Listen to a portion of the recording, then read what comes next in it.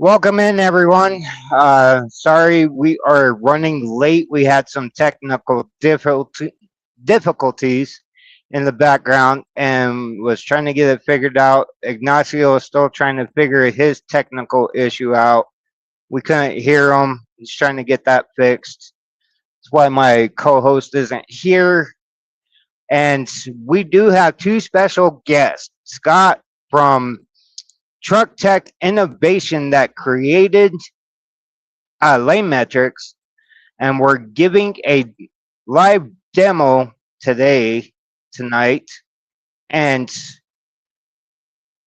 oh, my co-host just popped back in. Let's see if this is going to work. Can you hear me now or no? Yep, there you go. We I had got to restart all my of phone. we got all of the technical difficulties figured out. Good deal. Oh, good. So I'm at the point of where I'm going to bring Scott up, and we actually do have two special guests tonight. We got Scott from Truck Innovation Software, and then Die Hard Deals, Mitchell Ricegraft, that is a very good advocate of the industry and one of my biggest supporters. I'm a big supporter of him. He's going to help us, go over some of this LANEMetrics as well. So let's bring Scott up first and let him introduce himself. Welcome in, Scott. Good to be here. Thanks for having me. How you doing, Yeah, Scott? not a problem. You want to introduce yourself a little bit? Yeah, Give it a little bit of a background. I'm Scott Armstrong and co-founder of Truck Tech Innovations, and was a driver for about 30 years before I started sitting behind a desk. Done just about everything in the industry you can think of, and gives me a lot of background knowledge on what we really need in the industry, what's been needed, and things that have been missed from the beginning. And we already have one app that's been out for about a year and a half, almost 2 years. That's called Raw Fuel 2.0. And for anybody that doesn't know, that helps you with being able to subtract IFTA costs from your fuel. Like when you're shopping for fuel and you're looking at fuel costs in more than one state, if you're looking across a state line and you see a fuel price that looks like it's 20 or 30 cents a gallon cheaper or what have you, it may be cheaper or it may be the same or it may not be cheaper at all. It may actually be more. The only way you ever know that is to subtract the IFTA tax from both prices in both states. And that's the only way you can compare apples to apples. And that's called your raw fuel. And that's the price that you need to shop for fuel by. Wherever the raw fuel price is cheaper, that's where you get it. Because you're going to pay the same in IFTA regardless. It's based on how much fuel you burn in every state. And if you buy it where the tax is higher and you burn it where the tax is lower, you may get a little bit of a rebate. If you buy it where it's cheaper and you burn it where it's higher, then you're probably going to pay more in at the end of the quarter. But either way, you're going to pay the same, whether you're getting a refund. If you get a refund or a rebate, all that is they're saying, well, for the last quarter, you paid in too much at the pump, so we're going to give you part of that back because we didn't need it. You didn't actually spend it. You paid for it. You didn't spend it. Here it is. So a lot of people have a misconception about that. They think if they can work it where they always get a refund every quarter, that they're winning. But that has nothing to do with it. It's where that raw fuel price is cheapest is where you save money. And so we've had that app out for about a year and a half. And we've been working on LANEMetrics for about 3.5 years, honestly, through research and development, testing phases. And it came out about 2 days before Matt's truck show in Louisville at the end of March. So it hasn't been out very long, and we haven't done any real marketing with it or anything yet. We're just getting started on that phase. And I appreciate you guys having me on because this one is something that's been desperately needed for a long, long time. And it has to do with how you actually rate lanes. And the problem that comes in is there are a lot of calculators out there that'll give you a rough estimate on a cost per mile or a rate per mile, but it's not dynamic. It's not flexible. They'll just say, you need to be at 250 a mile. But the problem with that is there's a whole lot of other factors and variables that go into a rate. You have hidden costs, you have tolls, you have weight distance taxes, the time, the transit time on the load is a big variable because that affects everything. And this is the only app in the world that actually takes every possible factor into consideration. And another thing about this app that makes it very unique, we're the only ones that actually reverse engineer what you need to gross based on what you tell us you want to net. So it's a reverse engineering mechanism where you say, I want to net, say, $70,000 this year as my own driver for my own pay. My company, I want to see my company net 10, 20, 15, whatever percent off of the gross as a net from the company that I own, not your lease to, but for you, your company. And we take those factors and reverse engineer everything else, including your self-employment tax, your federal tax, and state tax on top of those. And we come up with what your gross revenue needs to be for the entire year so that when every possible expense, including taxes, are all paid, you end up with what you wanted to net. So it's not a deal where you run thinking you're making money all year and then you file your taxes and pay it and you ended up making way less than what you thought or wanted. This actually prevents that. And it looks forward instead of in reverse. All these other tools that are for financial calculations as far as filing taxes like QuickBooks and all these other softwares, they all are retrospective.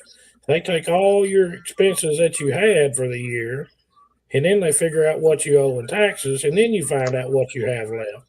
But that doesn't help you when you're with a broker or a shipper, and they call you and say, hey, I need a rate on this lane. What would you charge? You got to know right then what to charge. I mean, you don't have time, unless it's a lane you run all the time and you already know the tolls and all the other hidden costs on it. You don't have time to take an hour to go research through all that and find all that and then try to figure it. It's just impossible. There's way too much. That's why in our webpage we tell you it's 196,000 calculations in less than 2 seconds. And there's no way anybody can do that in their head or with a calculator. It's impossible. It's humanly impossible. So we're doing a lot of things that's never been done.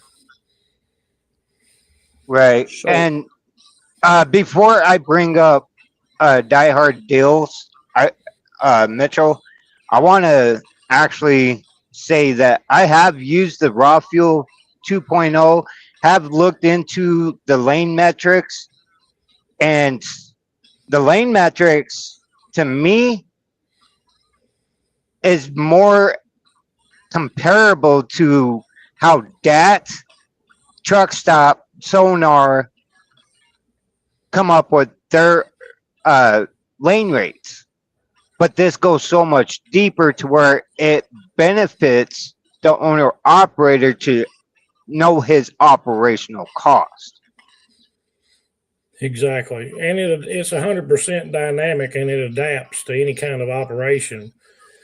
Anybody from a hot shot to a box truck, reefer, dry van, flatbed, whatever you have, it'll work because it asks you enough questions when you're onboarding with it that it knows everything about what you're doing as an operation. All the variables, all the numbers that matter in those calculations are taken into consideration. So, before now, the only ones that had this type of software or this type of technology and ability were the mega carriers and the brokers, because for one, they have historical data to pull from to know, and then they have their own in-house software that does these types of things. Because most of the commercial TMSs that you can buy, they don't even do what we do. And even then, for the mega carriers or a larger fleet to buy any of this commercial TMS software, it's thousands of dollars per month That's not in reach for a 1 or 2 or 3 or 5 truck operation. So the little guy has always been left out. They never had a tool to even the playing field. And that was our entire goal. Even the playing field where everybody would know what they needed Gets to a be. piece of the pie. Exactly. Because when this calculates a rate, what it comes back with, it uses your target rate as a minimum starting point. It'll tell you this is what you need to be charging, and that's the starting point. Now, it does not take into consideration markets. You still have to know enough about what you're doing to take that minimum rate and say, okay, well, this is going to Florida in a dry van. That's my minimum rate, but I've got to have way more than that, or I'm going not coming out of there. So you have to take that still into consideration. But this is basically like a firewall. It's a stopgap to help keep you from screwing up and taking lanes for rates that end up costing you money. The last thing you ever want to be doing is not hitting your goals for the year, or end up in worst case with a loss and it actually cost you money to move the load. You paid them to move it. That ain't working. That's why you see so many go out of business within the first year or two, is because this is such a complex thing. And unless you've been in it for a long, long time and you don't understand how all this works, you'll be taken advantage of and you'll get burned. Yeah, I've talked to so many owner operators that think they, right now, even with the way fuel cost is right now, they still think they can run at $1.80, $2 a mile on any type of freight. Doesn't matter what it is. Yeah, You know, that's considering dry van, reefer, flatbed, you know, any generalized freight. Now, specialized, they're a little bit higher on their operational costs just because it is specialized, right? So that takes a factor into it as well. But even with LANEMetrics, you can even still figure that out. Yeah, there's ways because you said those diameters. Yeah.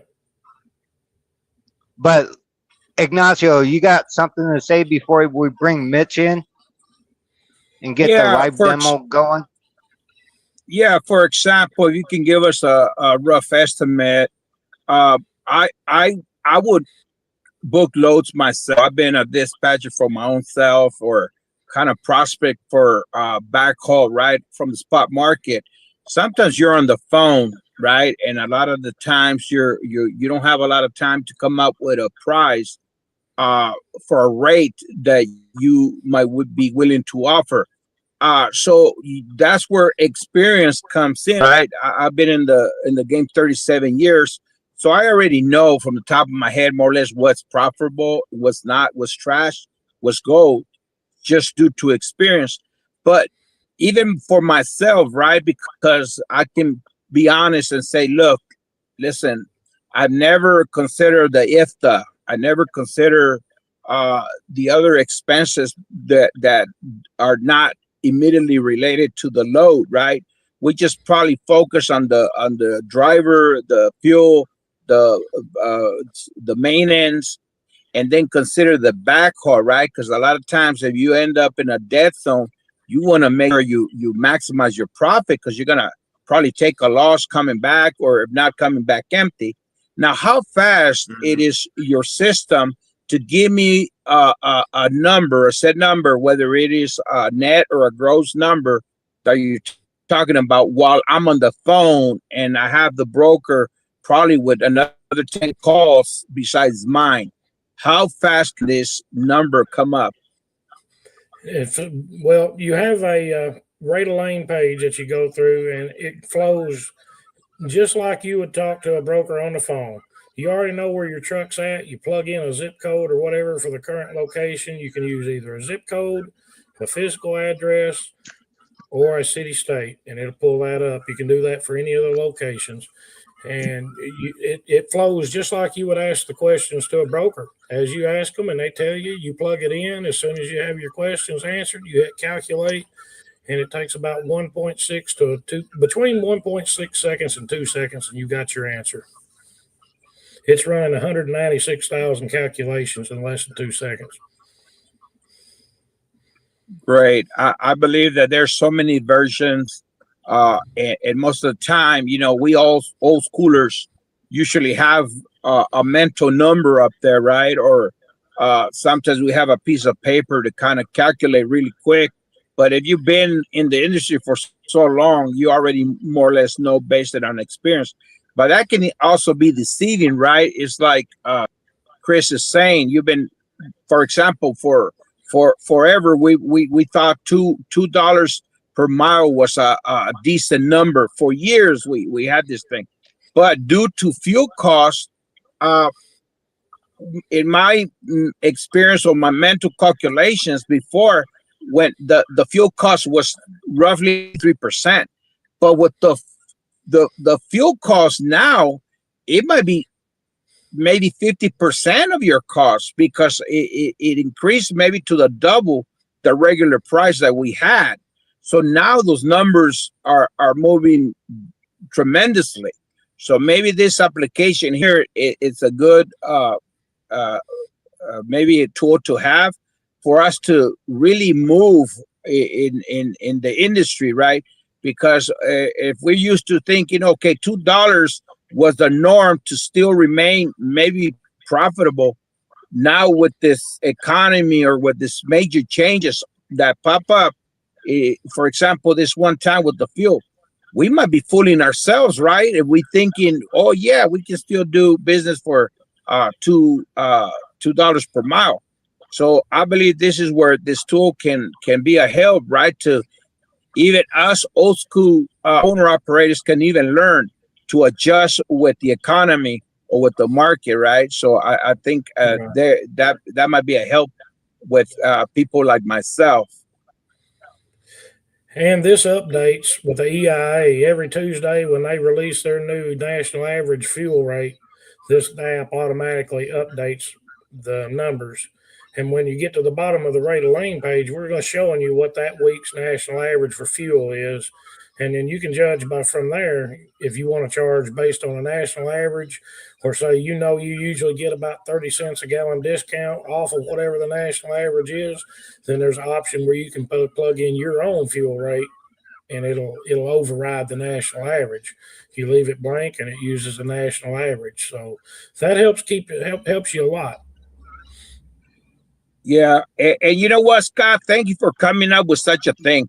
You know where I really, really believe that this is a great tool? I would really recommend this tool for drivers that want to become owner operators or even investors, right? Before you go ahead and take a loan, a credit line from your home, or refinance your home to start a business, before you even gamble, invest in a tool like this to see if it's even possible for you to be profitable, right? Because right now we have a very challenging market. So instead of investing in gambling on getting a credit line from your home or refinancing your home or getting a loan with a percentage, why don't you get a tool like this that's going to be something that's going to help you calculate if you're even going to be profitable in the market or in that one particular lane, or maybe an offer from a shipper that you have close by. So this, by having this device here, this tool here, it might even help you to consider whether you want to go into the business or not, right? I wish a lot of this new owner operators wish they knew what they were doing, because if you're not coming into the market to help the industry, you only harming it. So this is actually a very good way for you to educate you and get realistic numbers rather than to hear from your cousin, from your neighbor, or read it on TikTok, whether you're profitable or not. This is actually real numbers, real life, real market. So I believe this is a very inexpensive way for you to uh, uh, put your numbers out and determine whether it is worth the risk or not. So thank you for that, Scott. You're welcome. Yes, sir. And you hit the nail on the head. It's the new guys that run off in this, not really understanding business and how all the finances work. And they take somebody's word for it that don't really know, or they watch some video somewhere that, oh, this is easy. It's great. I'll make $1 million. And then they go off in this blindly thinking they're going to get rich overnight. And then they don't even know what a good rate is, and then they're out here pulling for a dollar and a half a mile, and losing money, and they don't even realize it, not right away. So that's partly why rates have dropped so much. I know it's all about supply and Yep. demand as well, but the Well, bottom not line only is, that. So let me add in there real quick because I know a lot of guys that just go by the market rate that DAT, truck stop, sonar even put out there. right? Yeah, that market Now, rate why means would you want to use those guys' numbers? This is always my question. Why would you want to use those corporation numbers? Because the corporations are working together. They affiliate with one another. They collaborate with one another. You don't think they're colluding together? well, the thing of it is that I'm not market saying rate. they are, but you got to think about that. The market rates might be the market rates, but that's irrelevant to your operation. If a market rate is $2 a mile and Exactly. you're at $2.50 a mile to make a profit and stay in business, I don't care if you're paying everybody else $2 a mile. You're going to have to pay me $2.50, or I'm not going to pull it. And that's where this comes in. You have the clarity up front Uh huh. before you ever say yes to know exactly where you're at. Now, I've always Now, pushed you need to know your numbers. You need to know your actual operating cost. Now, once Exactly. you have your actual operational cost, you need to add a 10% profit margin into that just to be able to sustain. Well, and here's the thing I've about always that. pushed that. Even your operational cost, it's fixed over a year's time, but it's not fixed Yep. for a load, because no load takes exactly the same time. If every load And took that's where this exactly application 24 actually hours, takes it to the next level. if every Sorry. load took exactly 24 hours to complete from pickup to delivery and you're done, then you can take your operational cost, divide it by 365 days a year, or however many days you were going to be on the road, and say, okay, this is my operational cost per day, and this applies to each load because each load is one day. But that's not the case. Every load has a time factor in it, and they're all different. And that's where this is different as well, as it takes the time factor into the consideration, and calculates two ways. We calculate a flat rate per mile the old way, and then we calculate a time-based rate depending on how long the load takes. And then we look at the two and we say which one has the best profit per hour over the entire transit. Whichever one has the best profit per hour over the entire transit time, we set that as your winning target goal. Then that's used again to measure against your offered rate to show you where your offered rate that you're working with is measuring up. Hmm. absolutely. One of the other things that I saw when I was looking at your features, your parameters, we got to remember, me mentally, what I've noticed is there's three levels of investment, right? Or even maybe carriers or companies. We have investors, right? For example, I have a brother that has 10 trucks, not a driver. He's going to have to pay driver driver costs, because if he's not driving a truck, he's just waiting to get a profit for him investing and running this company. So that's an extra cost, right? Versus an owner operator that has their own loads, drive their own truck, and run the business. So there is a saving in that level, right? Because you don't have to pay an extra investor. You might just determine your money on the investment yourself, but it doesn't have to be to the extent of somebody being the independent or as an investor per se, right? And then we also have another level of carriers, a carrier that still is paying for the trailer, the tractor, versus somebody that is already running with an equipment that is paid off. So these numbers can easily move depending on your conditions, right? And your monthly bills, right?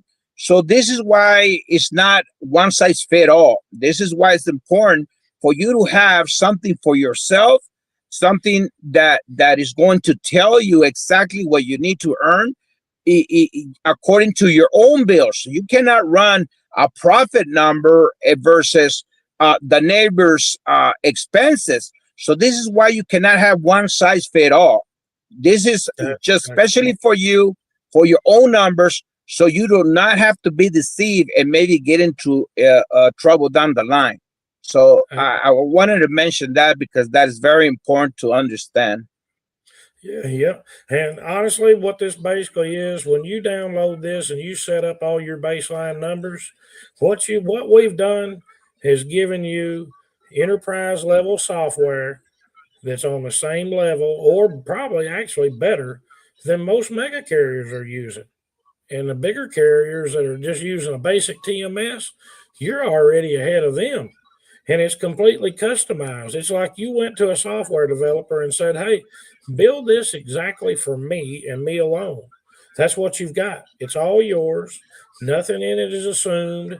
Nothing is static. Every single part of it is dynamic and it's yours.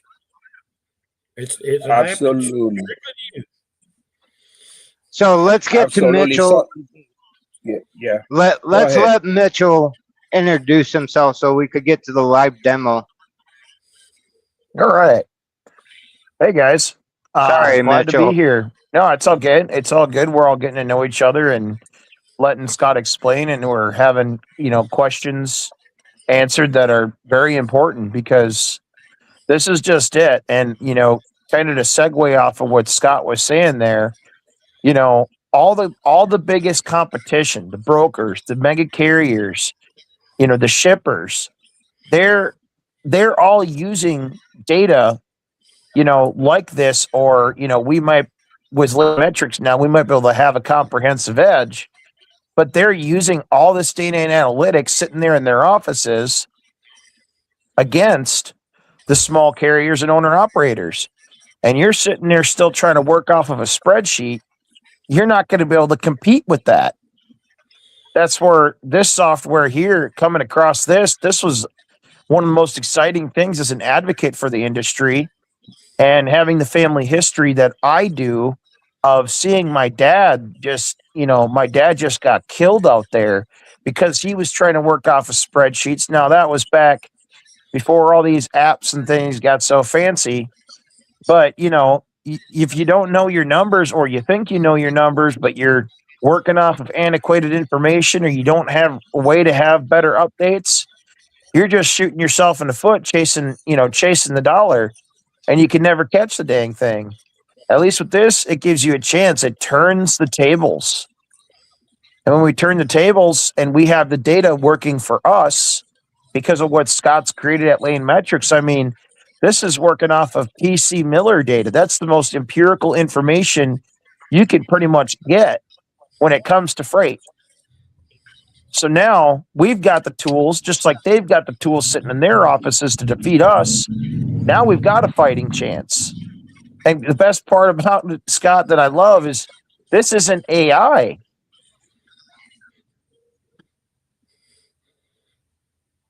Nothing about this app has AI into it. There's no Correct, AI. Scott? So, your information is correct? completely private. Yeah, no, there's no AI whatsoever. This is all just extremely sophisticated mathematical algorithms. There's no AI at all. And I'll tell you something about that. When we first looked into this and we started talking to a few other software companies about possibly developing this, I asked one time, I said, I'm not going to tell you who they were, but I asked them, I said, why has there never been anybody create something like this before? And they said, because there's not enough money in it. I said, what do you mean? They said, well, all these big TMS systems and all that stuff, they're not worried about 1 or 2 or 10 truck operation. They build stuff at a level where they can target the ones that's got 1,500 or 3,000 freaking trucks, where they can charge them thousands and thousands of dollars a month. That's what they're after. They're not worried about the little guy. I said, well, I am, because I'm one of them. Exactly. Yeah. Let me ask you, Scott, how long did it take you guys to come up with such a great tool? From the inception of it, we started with on the drawing board, and it took approximately 3.5 years. Wow. Sounds like That's a a lot of major man hours. project. Yeah. Unimaginable amount of work. And how much are you charging for a subscription on this again? Well, if you added up the man hours, I had at one point just to see, and we were already well over 6,000 man hours in this. And in the software Wow. world in the United States, software developers charge anywhere from $150 an hour up to $300 an hour. So you can do the math. Mm-hmm. Wow. Amen. No, what Good are you night. charging for a subscription fee to this app? To your That app? is $19.99 a month, or if you wanted to buy it for a whole year, you're basically getting 2 months free. It's $199.99 for a year. And you get So a can it be 2-week free bought by trial. the month? Yeah, it comes with a 14-day free trial.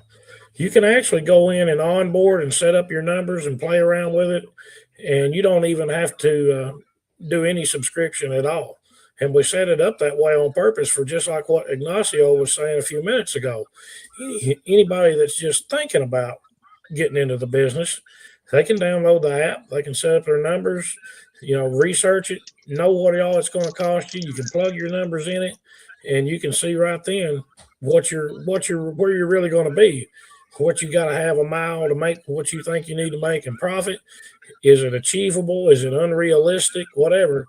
It's all right there, and you don't even have to sign up for the free trial yet. The free trial will activate once you come back in the next time and visit the app. The paywall will pop up, and you select then that you want to try a subscription, and that's when your free trial for 14 days starts. Wow.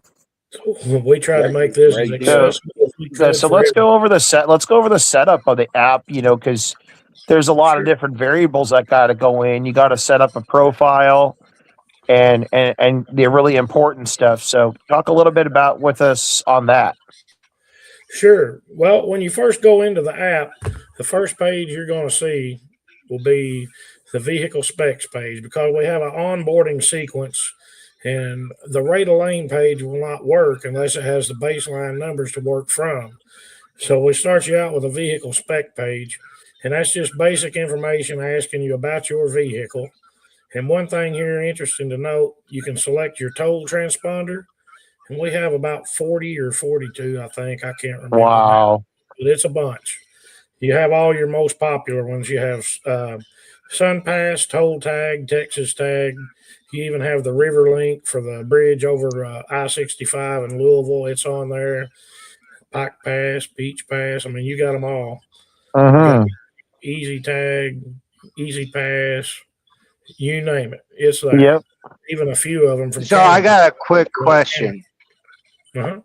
quick question. So when you're setting up your account and it asks you, where are you based out of? What state? So it's actually calculating by your if the state, correct? Well, what state you're based in, you're talking about here on the next page, which is your baseline numbers. The reason we're asking you for the state is because we're calculating your state taxes.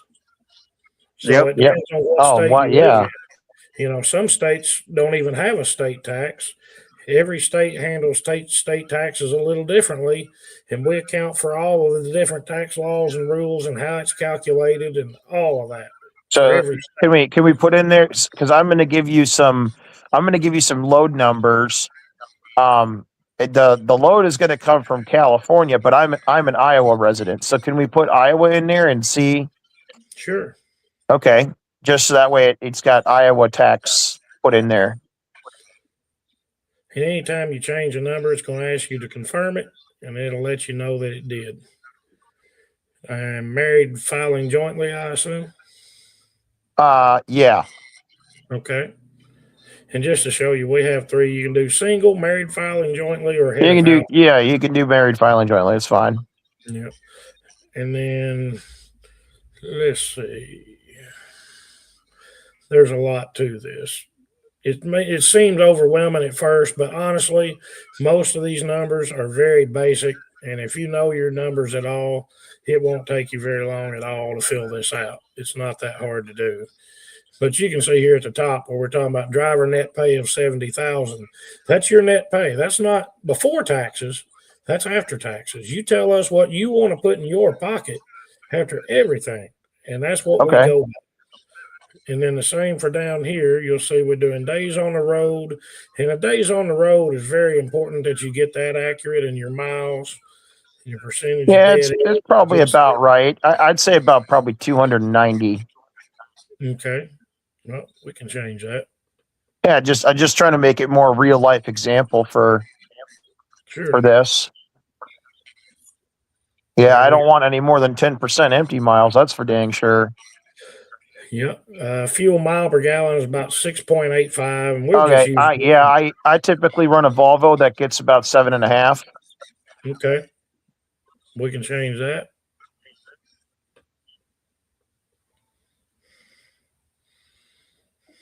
Okay. And then whatever you think for paid parking and showers, if anything. Yeah, I mean we can leave it at that. I doubt I pay that much because I'm pretty parking savvy and I'm pretty good with my shower points. So right. I mean we can leave it there, but honestly, you could almost bring that down to 500 a year. I'm pretty savvy. We'll do that. 500 it is. Okay. Then routine maintenance interval and what it costs you per interval. Mm-hmm. Yeah, we can leave it right there. Right there is fine. Okay. And then however many truck washes you might get for the year. And that's not washouts, like trailer washouts. That's actually like going through Blue Beacon, you know. Yeah, probably like about 15 washes for the truck a year. And that would actually be for the outside of the truck, outside of the trailer, just to look nice, presentable. Yep. Yeah, about 15 washes a year, I would say. Professional. And that price point's about right, $150. 15 of them. There you go. Okay. Then you got your steer tires, how long they figure they're going to last, what they are a piece to replace. Yeah, we can leave it. We can leave it there. And it's the same questions for your drives. And we do ask you how many drive tires you have, and same for your trailer. Mm-hmm. How many you have. Yeah, we can leave those alone. It sounds about right. You mean maybe a little bit more, but we can leave it alone. And then we have for when you're parked, how you're idling. Are you idling your tractor engine? APU. Diesel APU? Yep. Okay. And then 2290, that's about 550. Yep. Base weight, probably 2200, just an estimate. UCR, probably 50. All your insurances for the year, we've got about 15.7 because that's kind of the average for people that have been in it a little while. I do know a lot of brand new ones where I've heard that we're saying it's 20 and 25,000 a year, but whatever you think you want to use there. And just to be transparent, Die Hard Dills is most of the time he's a company driver that usually does a 1099 subcontract. Myself, I'm a company driver again. Yeah. Right. I'm back as a company driver because of issues with my truck. Trying to get that worked out so I could get my authority started back up. Mm-hmm. But just to be transparent, we're not trying to hide anything. We're not. Yeah, I'm a company driver, but this is why I really like this tool, because this could be a huge deciding difference in helping me build a strategy if I'm able to become an owner operator, provided we can get the whole AI and autonomous truck thing to slow down. Otherwise, there ain't going to be a future left. But maybe this will change some things. Who knows? Anyway. Yeah. But I am trying to become an owner operator. Like I said, I was raised by an owner operator, and I've seen him make all the mistakes. And this will definitely, help me avoid those mistakes. Yeah. And then we have your weight distance accounts. Any states you have a permanent account, you check those, and everybody should. I'm not sure on that one. Yeah, KY. Well, the only difference in this is, well, for one, Connecticut, you have to have a permanent account. You can't get a temporary in Connecticut. Yeah. I don't So do you get And Northeast. if I you're don't do going to be Northeast at over all. road, if you're going to be going over the road, you're going to want that yearly Kentucky permit. Kentucky for sure. It saves you a lot of money. Yeah, I mean, if you don't run out west and you don't run out in the northeast, then you stay mainly in the central U.S. The KYU is probably the only one you really ever need. But we rate a lane. We look at whether you have a permanent or you need a temporary permit, and we rate those taxes based on which you need. So you're getting an accurate cost, So, as if you had to go buy a temporary permit to go through New Mexico or Oregon or whatever. so someone like me, right? Because when I had my authority, I was going coast to coast, right? Because that's what I love to do. I love traveling, seeing the sights, seeing different areas, right? So I always had the yearly Kentucky permit, the yearly New Mexico permit. That way I didn't have to worry about it while I was, booking loads or anything. And not only that, it saves you so much. It's $13. I was at the time I was paying $13 for the Kentucky for a whole year, and then plus whatever miles I did in Kentucky if I did any. Right?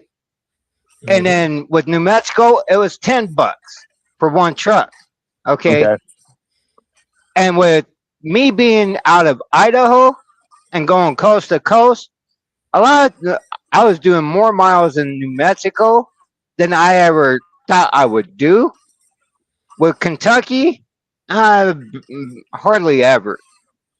But it still saved me a lot because you get a discount when you do the yearly permit as well. Because I even looked into trip permits, and when you calculate it by the mile, because I've done it, I've actually done the addition to where if I didn't have that yearly permit, I would have paid an extra $50 just for the temporary permit. Yeah, An extra fixed $50, and that's an extra $50 in your pocket. Yep, that's why we ask you these questions, because we calculate that either way. Okay. Yeah, I don't do Northeast at all. Okay. And not typically. I mean now the lane rate that I'm going to have you do, the example, it is a run, I think, going to, hang on, let me see.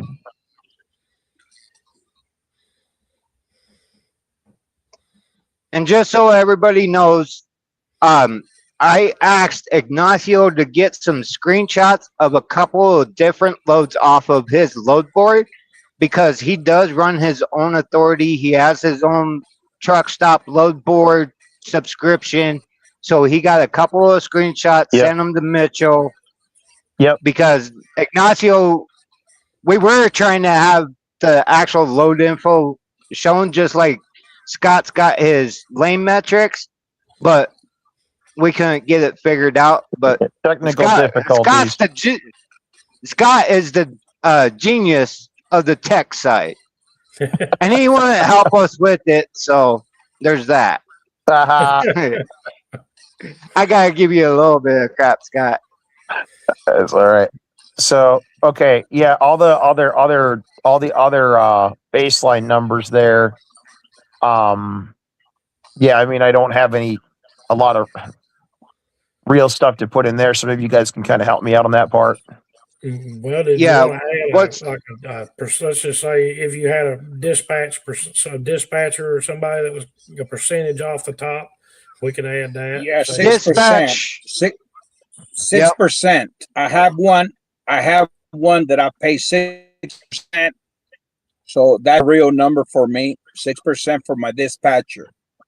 Okay. Me, I didn't do a dispatch. I dispatched myself. And we got factoring set. Yeah, we can use that. But we can use that. Okay. 2% factoring. So yeah, the load. Typically factoring is 3% I'm or paying even 2%. 2.75. Are you? Okay. Yeah, I'm he's paying. paying We could go 2%. by Yes, yes, sir. 2%. I'm That's paying fine. 2% now. Okay. All So right. So yeah, what was like the load example that I have to use here is going to New Jersey. So do we need to change that check mark box up there at all, or no? hang on 1 second. Before we do that, let me show you. When you do all that and you get all your numbers in, here's one of the first thing you're going to see. This is your estimate of what you're Okay. actually doing for taxes and summary of all of it. You can see you got a dispatch carrier percentage of 20,000, your company net, your factoring, it's all in there. Oh wow. It Yep. projects and estimates what it will be for the year. Of course, you're going to have tire blowout, fuel prices change. We know, but this is just to give you an idea. So at those rates, to make that profit, you'd have to be getting 304 average on a loaded mile for 90% of your miles for the year. Okay. So that tells you that right there. That's right off the top. You already see you're going to have to gross $342,000 if you want to do a With the total rate, net. with the rates the way they are, and the fuel Yeah. and everything else. Yeah, which a big part of that is your fuel cost, and you can see that. That's over Mhm. here. Right. Is Sage, is I it never safe to drove for say like Uber. a dinosaur? Is it safe to say like a dinosaur like myself that is not tech savvy? This parameters, these numbers, once you put them in there, you don't have to revisit them, right? Only what has changed for the day. Right. Is that right? That's right. Yep. You Oh, put them in there once, and it calculates your baseline one time, and then that's it. Unless you change something or your insurance changes or whatever, you can go back and update anything anytime you want. But you don't ever And have to go that's back. usually yearly. Okay. Yeah, Typically, that's yearly. Um, and I will also say, unless you're swapping out from reefer to flatbed or even dry van or hopper, anything like that, you ain't gonna have to change it. Correct? Am I correct on that? Yep, that's right. And the thing about this too, this is just to give you an idea. And then Yeah. if the fuel prices change, you can go change it. It's like, let me show you this one. Let's see. So your total for the Sage, year. you really can't say the math is wrong. No, You can't the just math's say not that. wrong. I can promise you that. If you want to say that, prove it. Now on fuel, it's showing $94,000, but that's with today's fuel rates too. So what you can do is you can go back and say, well, I'll tell you what, let me show you how one thing affects the other and how they cascade off of each other. Because let's see, right here, tractor fuel. You're looking at I wonder burning if he's saying that because he's making him sweat. You're looking at burning 16,666 gallons in a year, right? So if it goes down $1 a gallon from what we have it estimated on right now, that would be what? Let me just do quick math here in the pencil and just see. Let me clarify. You can, but it's not accurate. Not until you show proof. Just because you say it doesn't make it true. Show the proof. Right. 1 second. Let me do something. I want to show something here. So here's what I'm going to show you: how one thing affects the other, and how it gets way more complicated than most people realize. And it'll be a simple demonstration. It's not going to be too hard. You'll see it. 94,000 for fuel. And what we're going to do is we're going to say fuel drops $1 a gallon. And if we're burning 16,666 gallons, that should drop it to 77,000 $334 for the fuel cost, right? So if we're doing that, then You what should else? be able to upload photos, anything like that, anything that you can do.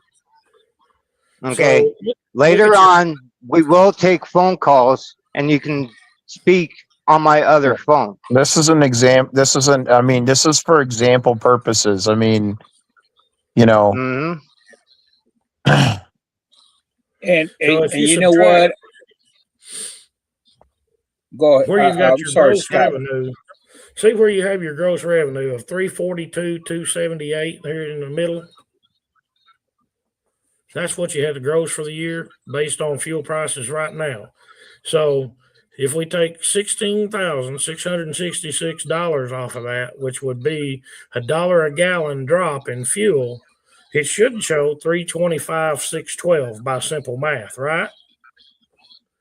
But that's not going to be what happens. Let me show you. So instead of 564 a gallon, we'll say it's 464 a gallon, right? Right, for your fuel discount and everything else. So we're talking about 16,666 gallons. It just dropped by $1 a gallon. So that should have reduced our overall gross rate to 325,612, but it won't. Watch. Now you're down a lot more than that. You're down to 316,964.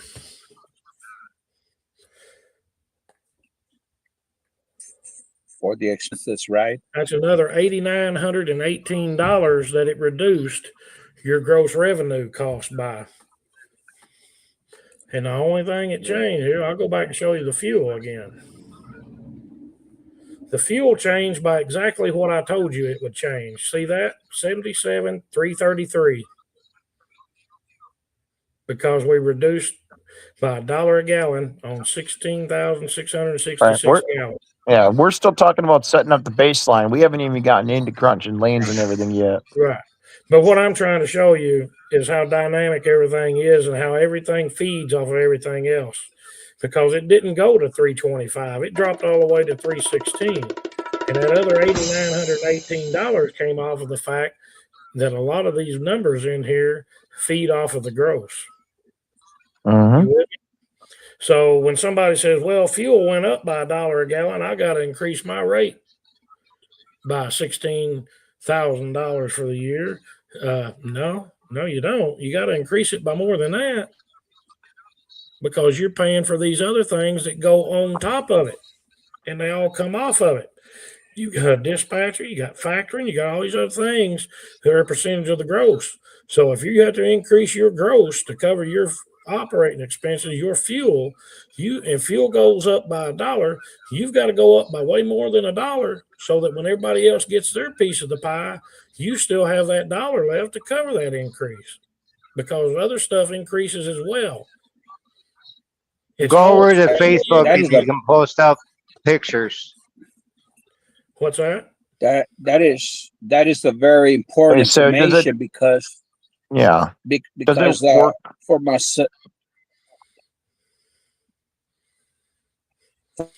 for myself, I have a direct account, and just because the fuel increased overnight, I wanted to manage my service at the same time that I was trying to be fair, but definitely I didn't want to lose money on my renegotiation, but I couldn't get a good number. So this would have been a good tool for me to have a good number to come in there and say, listen, the gas prices are almost double. And we all know that, but this is how I'm gonna recover that increase on my fuel, just for us to have the same rate that I was giving you before. So I could have used this tool, prove to them that what I'm doing in my negotiation for the same rate, that's actually just for me and for them. So I could have used this tool here to renegotiate my direct account so I can have my relationship is still in good terms with them, because it's different when you go in there and say, look, you need to give me $100, $200 more per load. because the fuel increase. But when you actually have a tool like this where it can explain, like Chris was saying, if it's not a fact, it doesn't count. But when you can actually break it down to them, explain to them why you need to charge you more, it might be more credible or maybe more reliable, right? So I could have used that, and many others could have used that for that reason as well. Okay.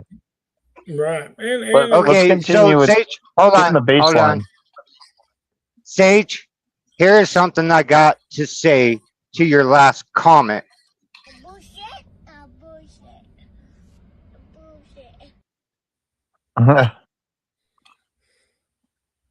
Wait, but you already factored the other fees.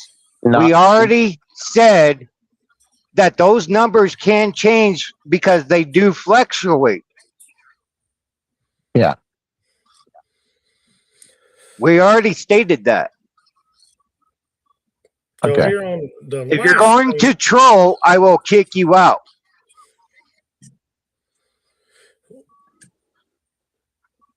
So Go on ahead, this last, Scott. Sorry. screen of this Okay. where time analysis is, you can scroll down here. You can see we have a slider bar for your time, and that's how many days on the road. And you can set it anywhere from 200 to 365 days on the road. Right now, Mitch had said 290, so that's where it's set at. I want you to notice the fixed cost per mile of 42 cents and what your fixed costs are per day, per mile. Because when you slide this one way or the other, a lot of guys start out as owner operators and they think, oh, I can take it easy now. I can stay home and take vacations and just go when I want to go. Yeah, you can, but you got to remember those fixed costs are fixed. It's costing you the same amount every day, whether you're on the road or you're not. And those days that you don't go on the road, that means that the miles you do Profit run loss. for the year, that cost goes up. So at 290, you can see it's 42 cents a mile. So what if you were lazy and you only wanted to be on the road 200 days a year? Now your fixed cost just went up to 60 cents a mile. And you can see it in real time right there with that slider. You can slide it back and forth and see it. It went from now it's at $260 a day and 60 cents a mile. And then you go up here and you can increase it. You go to 365 days a year and you cut it all the way down to 33 cents a mile on your fixed costs. Yeah, that's very intuitive. And So see, based that's upon one the thing variables people that don't we have know. in there, this is what it's set up to do. So And why don't see, we one thing let's that- use the okay, let's if we need to finish up any of the baseline stuff, let's get on to actually processing a load and rating a load. Here we go. Go for Yep. it. Okay, so let me get that And get it pulled up again, here. these are Yep. actual loads that Ignacio pulled off of truck stop just today. We just can't show the actual proof because, like I said, Scott didn't inform us how to do the screen share. Well, and to be upfront too, I don't know anything about this at all. This is being thrown at me right now, so there's nothing pre-planned or manipulated or anything else. I've got no idea what you're about to tell me.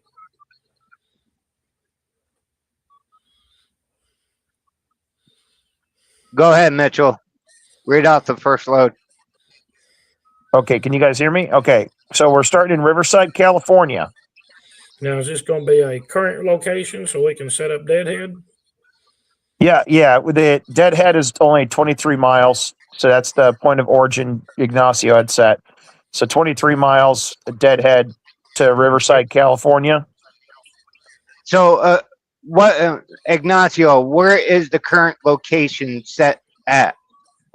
It's in Ontario, California. The same loads are out of Ontario, California. Okay. No, where are you located? That way it calculates the actual deadhead miles to the loads. That's what I always use, Ontario. I park right there in Ontario. So that is my base. Okay. I 3 put miles, those three like I loads said. based. Just Okay. let me Yes, go. I was just clarifying. I was just Okay, I got clarifying. All right. Let me. All right. So So that's what he said. You had 23 miles to Ontario, California. Yeah. So Riverside, California to Ontario. Is that what we're doing? No. Yes. So yeah, Ontario is the location we're deadheading from. Pickup is in Riverside. Okay. There we go.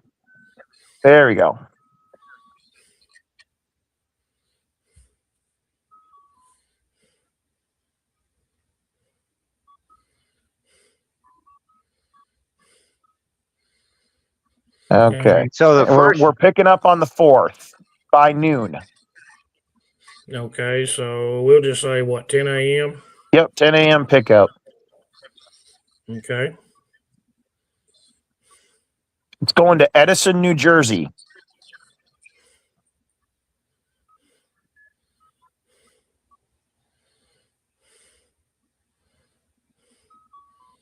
Delivering when? It's going to deliver by the 8th. 8th at what, 8 a.m.? Yep, 8 a.m. Okay. Reefer, dry van? Yeah, it's a dry van load. Okay. You're going to need a driver assist, driver unload, lift gate. You're going to need to scale it if it's heavy enough. Does it need to be cat scaled? Let's see here. No, it's going to be 38,700 pounds for the cargo weight. Yeah, you want to throw a cat scale in there just to be sure? Say 15? Yep. All right. And I'm sorry, you said the weight was 38, what? 7. 38,700. Yep. Okay. Not hazmat. No. And we're going to eat the deadhead since it's a short deadhead. Yep. And fuel costs, are we going to use national average? Is it going to factor in our discount here, or we need to put that at our discounted price? Well, honestly, out in California and out west, I know fuel is a whole lot higher than 535. So Right. Yeah. we want to go Okay. higher, honestly. Absolutely. You can probably put 705 on the gallon, because you're right, it's way higher than the national average.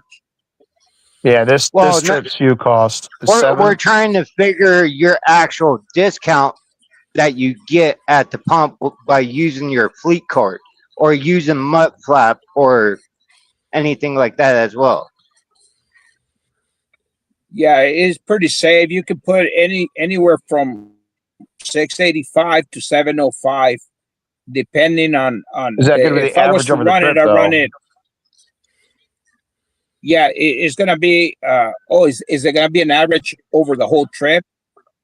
Right. Like, why would we want to pay California fuel price? Like, if we don't have to. Exactly. Right. If it's going to be because the you're going to general average more average. than once. Well, yeah. Right. If it's going to be over average, let's go with the national average then. Okay. Baseline. We'll just leave it at that. And calculate. And here we go. There it is. Mile based is a winner in this calculation. Time based, because it was getting there quick enough that the mile base is actually the winner. So you're looking at, here's your total cost, $78,883. Okay. Yeah, it said that the load was paying $7,800 on truck stop. That's what you would need to be hitting your minimum is $78.83 on that. So not too far off, really. No. There's your taxes. But is that's calculating in your extra profit? That's just saying that's your actual cost. So you need to rate that lane higher if you want to make a profit. Yep. That's your target goal minimum right there. That's your minimum that you want to accept. So you don't want to go any lower than that. Is what it's telling you. Well, that's fine, Sage. You can have a truck. You can say that you got a truck that can do it for 6,000. This is an example. We're not We're not booking this load right here. We're just setting an example based upon the baselines that were set. We can change those baselines that can alter this final outcome number. Like I said, Sage, if you're going to troll, I will kick you out. I mean, part of this in this summary up through here Then is you would hidden set your cost into at the beginning. Right. That way, it calculates yours. And we were showing that if you want to put in all the different inputs, Sage, you got an example you want to put in, be our guest. You know exactly how you're trolling, so don't play dumb.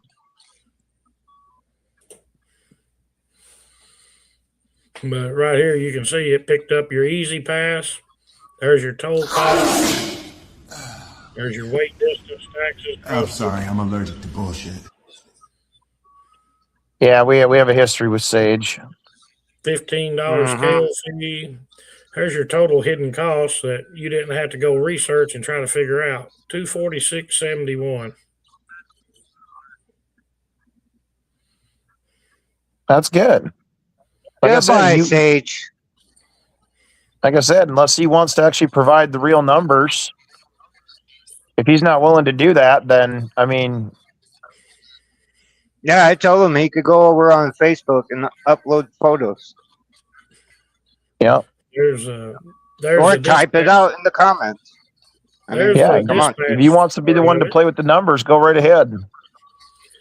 There's the dispatch part of it, and then the factoring fee. So at 6% dispatch fee, you're looking at $473. Factoring fee of $157. It's all there. There's your fixed cost. Okay.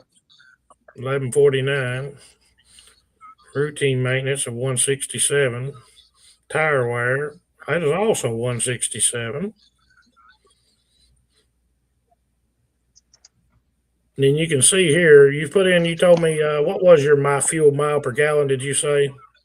I forgot, it was like 7 something. 7.5. Yeah, running a Volvo. On your deadhead mile per gallon, you actually got 8.5. That's what we had estimated that on. Based on your deadhead. So when you're running empty, you're getting better mile per gallon. And then when you're running loaded, we calculate it based on the cargo weight, and it dropped it to 6.84 on 38,000. That sounds about right. Yeah.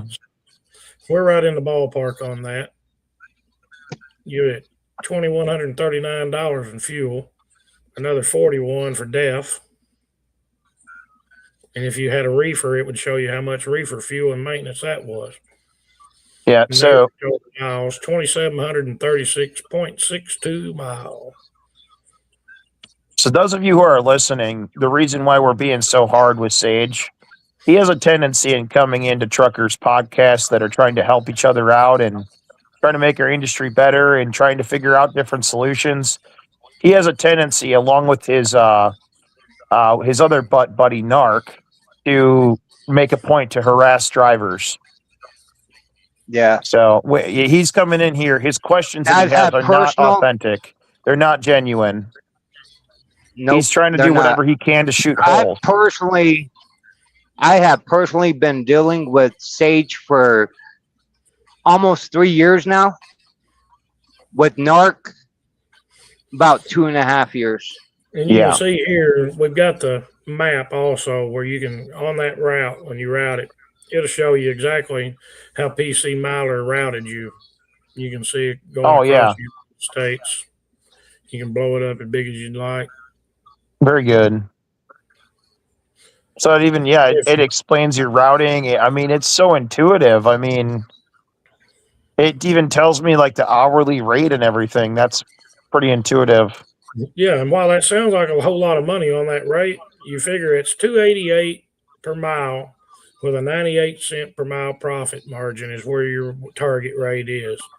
So then when you go and do an offered rate, it's measuring against those targets. And you can see on these two gauges here, everything is getting set off of that target rate. And that target rate is the winner, which in this case is the mile base rate. If the time base rate would have been more profit per hour, then it would have been the winner and it would be using those. And what you can do, offered rate, you want to throw something at me? What do you think your offer is? You said what? 7,800. Yeah, it said the load was offered on Truck Stop for $7,800. So at 7,800, just that quick, pretty much instantly, there's your net profit, 26.64. Over here in this bottom part of this, it shows offer rate. You're at 285 a mile and 97-cent profit. You're at 99% of your target rate. You're at $29.28 an hour for the entire 91 hours. And So if since I you go run at that across rate, four I'm not different- going to make a loss. That's a pretty decent profit on that load, isn't it? Yeah, it's not bad. It's right there at where your target rate wants to be. So if you could get them up to say 8,400, if you could be that lucky to get them up some, if you could do it at 8,400, that's more than this. You're ahead of the 78.83. So now you're way on up there. You're at 307 gross and $1.12 profit a mile. You're at 114% of your target rate, and you're up at $33.78 an hour. And this is time zone specific. Like when you're going from California and you're going all the way to New York or wherever, you're crossing 4 time zones. It accounts for all those time zones in that transit. Wow. No matter what you're doing. And the way that I see this, it's going to help people improve on their negotiation skills. Exactly. Because you can throw me any rate right now, and I can literally go in. Doesn't matter how good you think your negotiation skills. This will increase it. Yeah, he said he could move it for what, $6,000? Boy, he really 6,000. Somebody's going to do it. he really doesn't like. Yeah, Sage really doesn't like to take care of his drivers on that, does he? Well, it all depends on his operating costs. All of his costs are different. But yeah, it does. Was doing them but here's all be too far apart. Yeah, exactly. I've always said it's anywhere. Everybody can have a different operational cost, but it's not going to be more than 30 cents difference. Yeah, it shouldn't be, because even if your equipment's paid for on that company escrow percentage, you should increase that on up by another 10, 15, 20% and get that up to where you are putting away enough money for the replacement cost of that equipment. exactly. It has to be replaced. And that's what a lot here's of the other side to it. Here's the other side to it. Okay. So Sage said he could get it moved for $6,000. That he has a driver that would move it for $6,000. Okay. So the real question is, does that driver that he's dealing with, because Sage is a broker. Yeah. Okay. So is his driver that he's hiring to move that freight for him actually know his true operational cost? Well, and we didn't even get That's into the real aspect question. of what was it being moved. Like we didn't even get into that. I mean, we just said it was a dry-van load. We didn't say what kind of commodity it was neither. So how can he really say he could move it for $6,000 when we didn't even discuss the commodity? No, because the value. Right, because the commodity actually. This is giving you your minimum target, and you got to know how to go from there. So the more value there is on that load, the more risk you're taking, the higher the rate. Right. And regulations by state is right there inside it also. It highlights every state in a map dynamically that you're going through. If there's any snow chain laws, the states are blue. If there you go. Green. And then it'll show you if there's an APU weight variance, it shows you for every one of those states where it measures to, what the length to measure. It shows you all this stuff. Yeah. It shows you everything you need to know right there. West Virginia has a snow chain. Pennsylvania has a snow chain. You can look at Pennsylvania. It shows you. It's very extensive and shows it all. That's nice. Are. And when you click on it, you can actually zoom in on it as much as you need to read it. But yeah. There you go. Tier 1, 2, 3, Tier 4, Tier 5. It shows all the ins and outs of what's permitted, what's not, when. Pennsylvania is really goes into a bunch of detail on their stuff. But that's all there. And it's all there in a dynamic list by state. Okay. Let's do one more lane, and this is just throwing numbers out there because I'm going to do it from my area because I know my area is the best, right? So Okay. Well, let's one quick thing. Let me show you something right quick here too. okay Let's because just I say do that have to load. go here soon.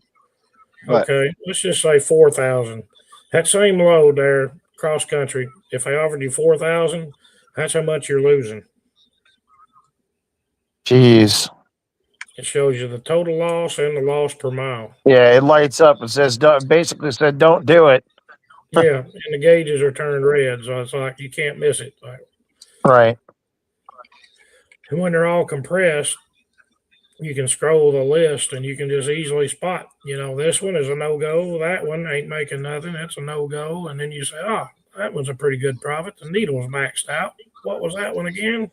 And then you go Uh-huh. look. Right. So you can do up to like 5 at a time. Right. It'll let you compare up to 5 in the list at once. Okay. And just a quick observation, somebody for myself, in my yard, I can hook up to a reefer, I can hook up to a flatbed or a dry van. I can easily go on here, compare the early loads that are available for me, and I can do the quick math using this application to see what I decide to hook on regarding my profit for the day, right? So if my reefer is more profitable from the get-go, I'm going to hook up to the reefer. If the drive-in or the flatbed are better, that's what I'll hook up onto. So it's actually a great tool to help you what to hook onto, right? For the week or for the trip. Yeah. You got If you those have the options for sure. possibilities like I do. Yeah, when you're dealing with multiple different types of trailers like that, and you got the option, yeah, it's great to have something where you can real quick run some numbers and be like, okay, this is where we're making the most profit. That's what we're going to do. yeah, most definitely.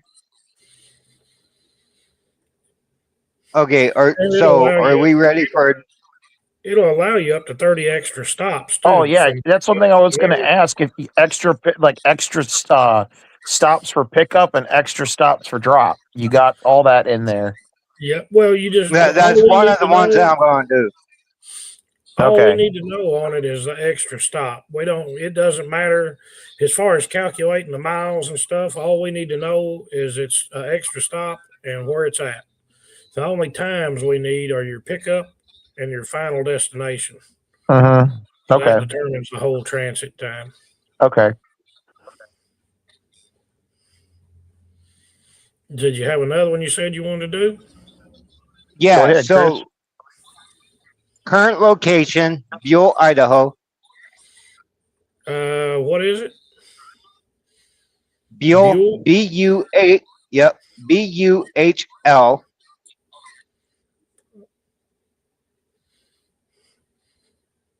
83316 zip code. Yep. There you go. All right. Okay, first pickup, Pingree, Idaho. Probably have to spell that one for me. Pingree.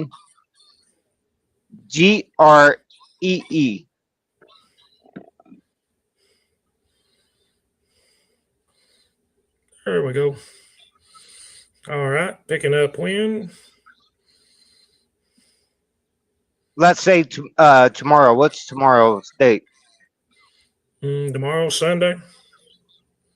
The third. Yeah, so the 3rd. Okay. Let's say 2:00.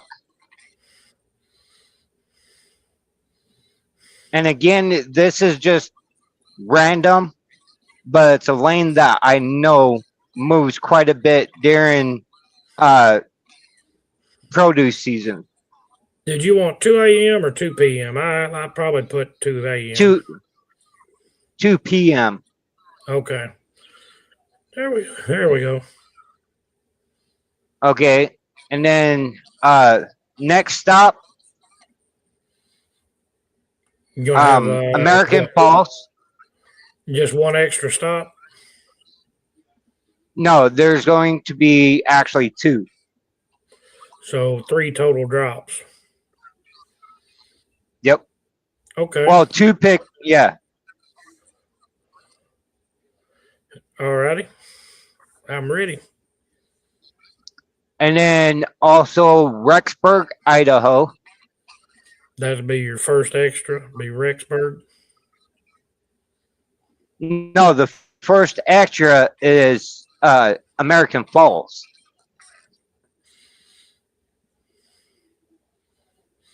Still in Idaho. There we go. Yep. And then you said Rexburg. Yep. Rexburg, Idaho. Okay.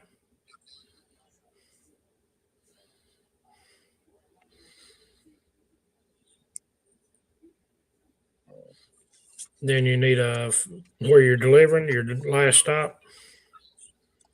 So first delivery is going to be Kansas City, Missouri. Okay, wait a minute. It's got more than one. Yeah.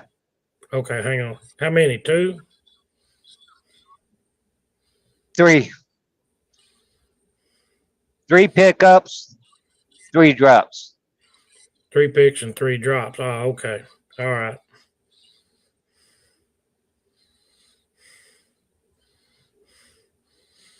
So Okay. second drop. Hang on. Let me make sure we got this right. You're in Buell, Idaho. You're picking up, and first pick is in Pingree, Idaho. Then we're going to American Falls, then Rexburg. Mm-hmm. Okay. Then what? Kansas City, Missouri. Okay. That's your first drop.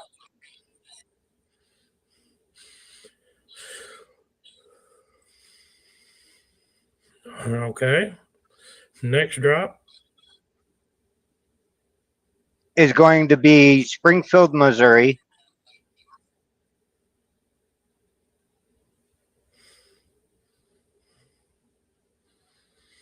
And this would actually, if you knew the zip codes and just throw them, like if you're talking to a broker on the phone, this actually goes really quick. But doing it this way takes a little longer, but that's okay. Go ahead.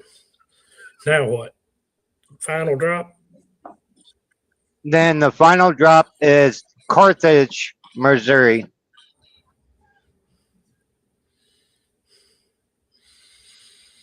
All right. And we picked it up on Sunday. When's your final drop? The final drop is going to be Thursday at noon. Okay.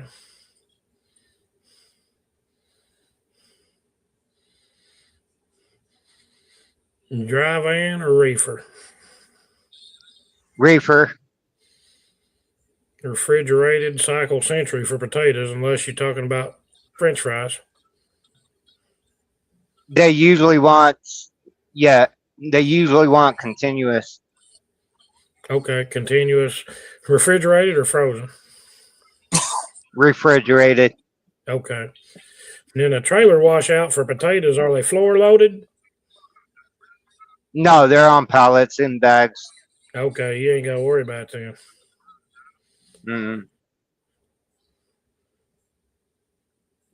Washing out a trailer with floor load potato gets expensive quick nowadays. Yeah, trust me, I've had to do it once. I've done one floor load before. Yeah. So, It ended up cost me $250 just for a washout. yeah. Public scale, what do you want to do? Probably $20 for a weigh and a reweigh to get it balanced right? Yeah. Or 25, 20? All right. Total weight on it? About 43.5. 43,500. All right. We're going to eat the deadhead just so we can show it. Fuel, you just going to use national average? Or you want to go up or down? No, you could go by the national average. It's pretty similar, especially with my discount when I was getting a discount, fuel Okay. discount. You got any idea what a rate you'd want on it? Let's go with 6,000. Okay. Calculate 1,001, 1,002, 1,003. There you go. Comes right back. The Carthage, you're looking at a total of 144.45 deadhead, 1,528 loaded, is 1,672 total miles. On a $6,000 offer rate, you're at $2,299 profit. Yeah, that's a good load. And then there's your route where it's showing everything. That's what I actually quote the brokers. That's what I was quoting the brokers before my engine went out for that lane.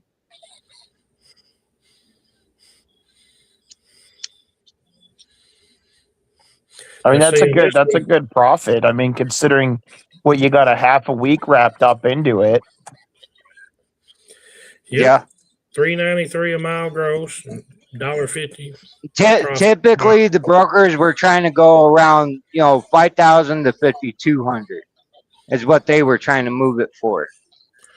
Yep. You can get on the USDA's website and you can see what the average truck rates are that they're paying for trucks on a lot of different stuff like that. They release a new PDF every week. Uh-huh. It tells you not the broker bullshit, but it tells you what the actual producers are paying to have their freight moved. The whole rate, not your cut. So if you ever wonder what a broker's getting, that'll give you a good idea. Uh-huh.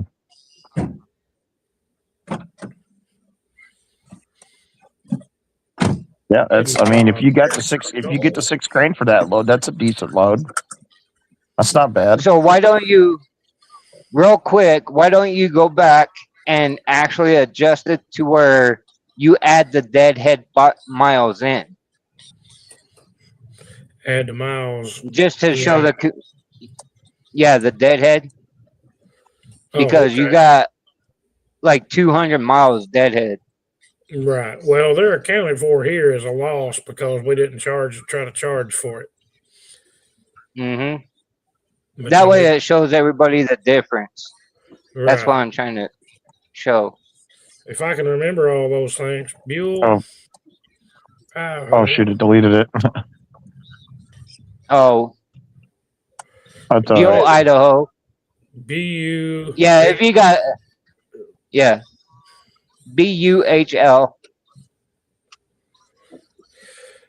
Yep, we'll have to go through it again. Let's see. 4. First pick was, what was it? American Falls. No, first pick is Pingree, Idaho. Pingree. It's the western part of Idaho. It's right by the state line of Oregon. And you said pick up when? 10 a.m.? Yeah.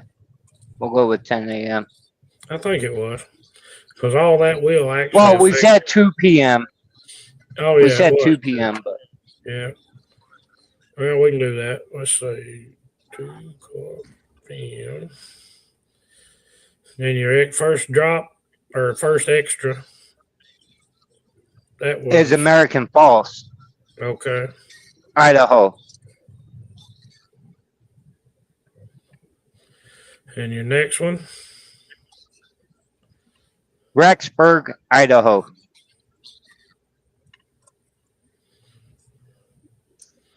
There we go. Next. First drop, Kansas City, Missouri. There we go. Next one was Springfield, right? Yep. Last one was Carthage.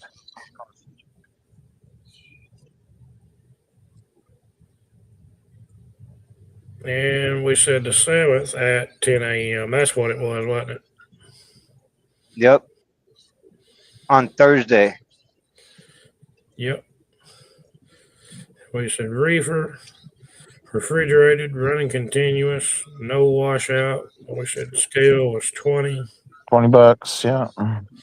And what was the weight? 40, what was it? 43. 43.5. And then we're going to break even on the deadhead and let whatever expenses we have on that deadhead, we're just going to roll it into the rate. We're at least not spending anything. Okay. They're covering our costs to get there, basically, without making a profit, but still. So, and there's what it looks like. Now all that's rolled Okay. into it. Now your net profit is a little more A little bit. because And I mean, and this is factoring in your true net profit after all your expenses. So, is that hidden cost? Is that a button that you can hit to pull up the hidden costs? yeah, you can do that by itself. You don't have to go down here and go in here and go through Okay. all this. You don't have to do all that. You can just click right there, and there it is. Any tolls, any of that. Okay. And two, you can add notes. Like you can say whatever, whatever you want to put here. Yep.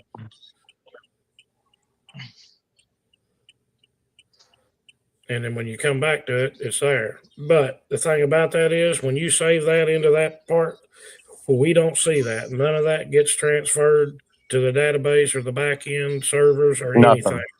That lives only on your phone, period. So if you delete it, it's gone. You break your phone, have to get a new phone and reinstall the app, it's gone. So if there's anything important you have in there and you want to keep it, you better write it down on a piece of paper before you delete it from here. Because, like Okay. I said, that's for your security to know that nobody's trying to spy on you or worry about what you're doing or take your freight or nothing of that. Okay. We don't look at your data. We don't share your data. We don't do anything with it. The only thing we do is save your baseline numbers and these loads so that if you do end up having to come back and reinstall or whatever, then these numbers are all saved and you don't have to start over from scratch. But as far as things like that are load specific, they're confidential, no, we don't see it. We don't want to know. That's awesome. So I mean, you grab that load and then you could figure out yourself a good load to return back home to Buell or close by and. Yep. Okay. And you'll notice right there too, it says base hourly rate $83.22. If anybody ever wondered, what do I need to be charging for detention? Now you know. It's right there. Bam. And let's do something right quick too. I want to just demonstrate something for you, just how far this goes. Let me delete this one because I think we have 5 now. I'm Okay. gonna do this. I want to show you what this can do. Now, you said Buell, Idaho, and what was one of the others? Pingree. Pingree.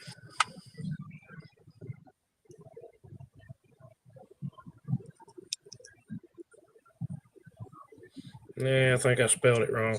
PIN. PIN. Okay. Yep. Pingree.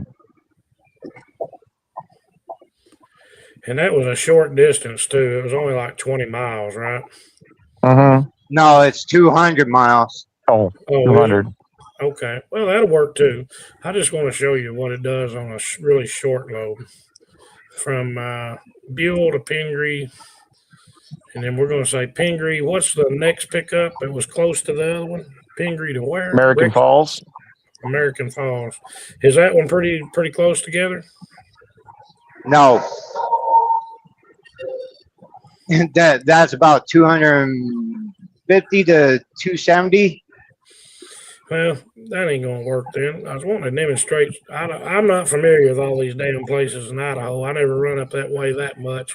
When I did, it's been a long time ago. Let me show you one here that I know. 42003. Paducah 2. 42023. Marble, Kentucky. Then we're going to go to Sykes. You bastard. Let me see. Saxton.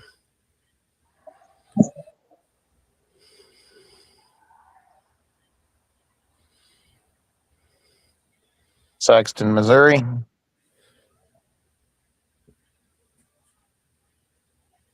So we're looking at one day, 3rd 6 a.m. to the 4th at 6 a.m.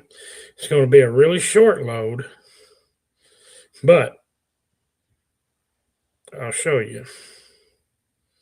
As a matter of fact, let me change that because I'm going to do something different with it. I'm going to change the date and time. We're going to deliver it at, we'll say, 11 a.m. on Monday. We're going to pick it up at 7 a.m. on Monday. So we're looking at picking it up 7 a.m. Monday, delivering it at 11 a.m. Monday, and it's going to be a really short load. But watch what happens here.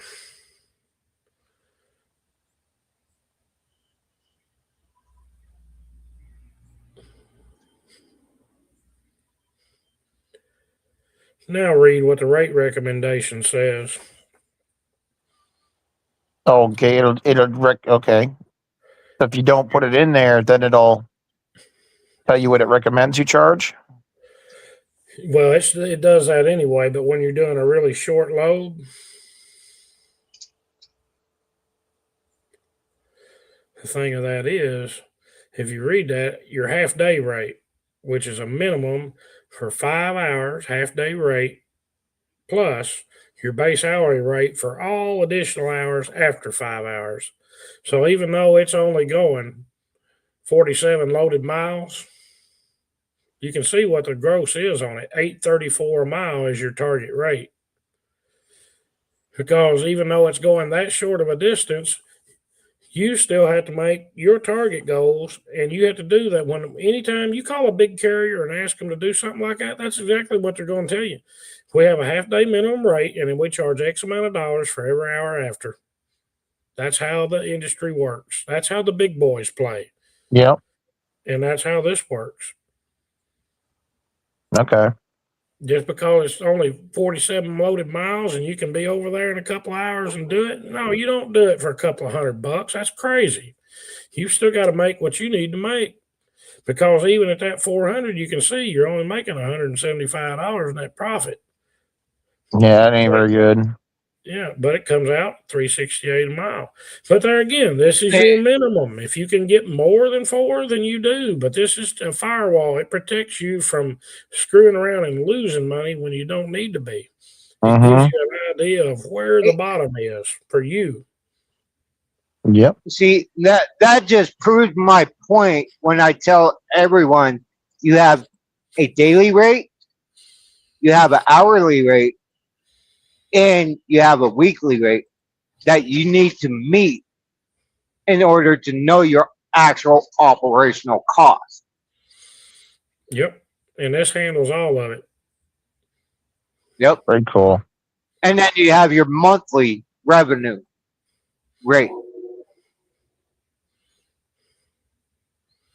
Very good.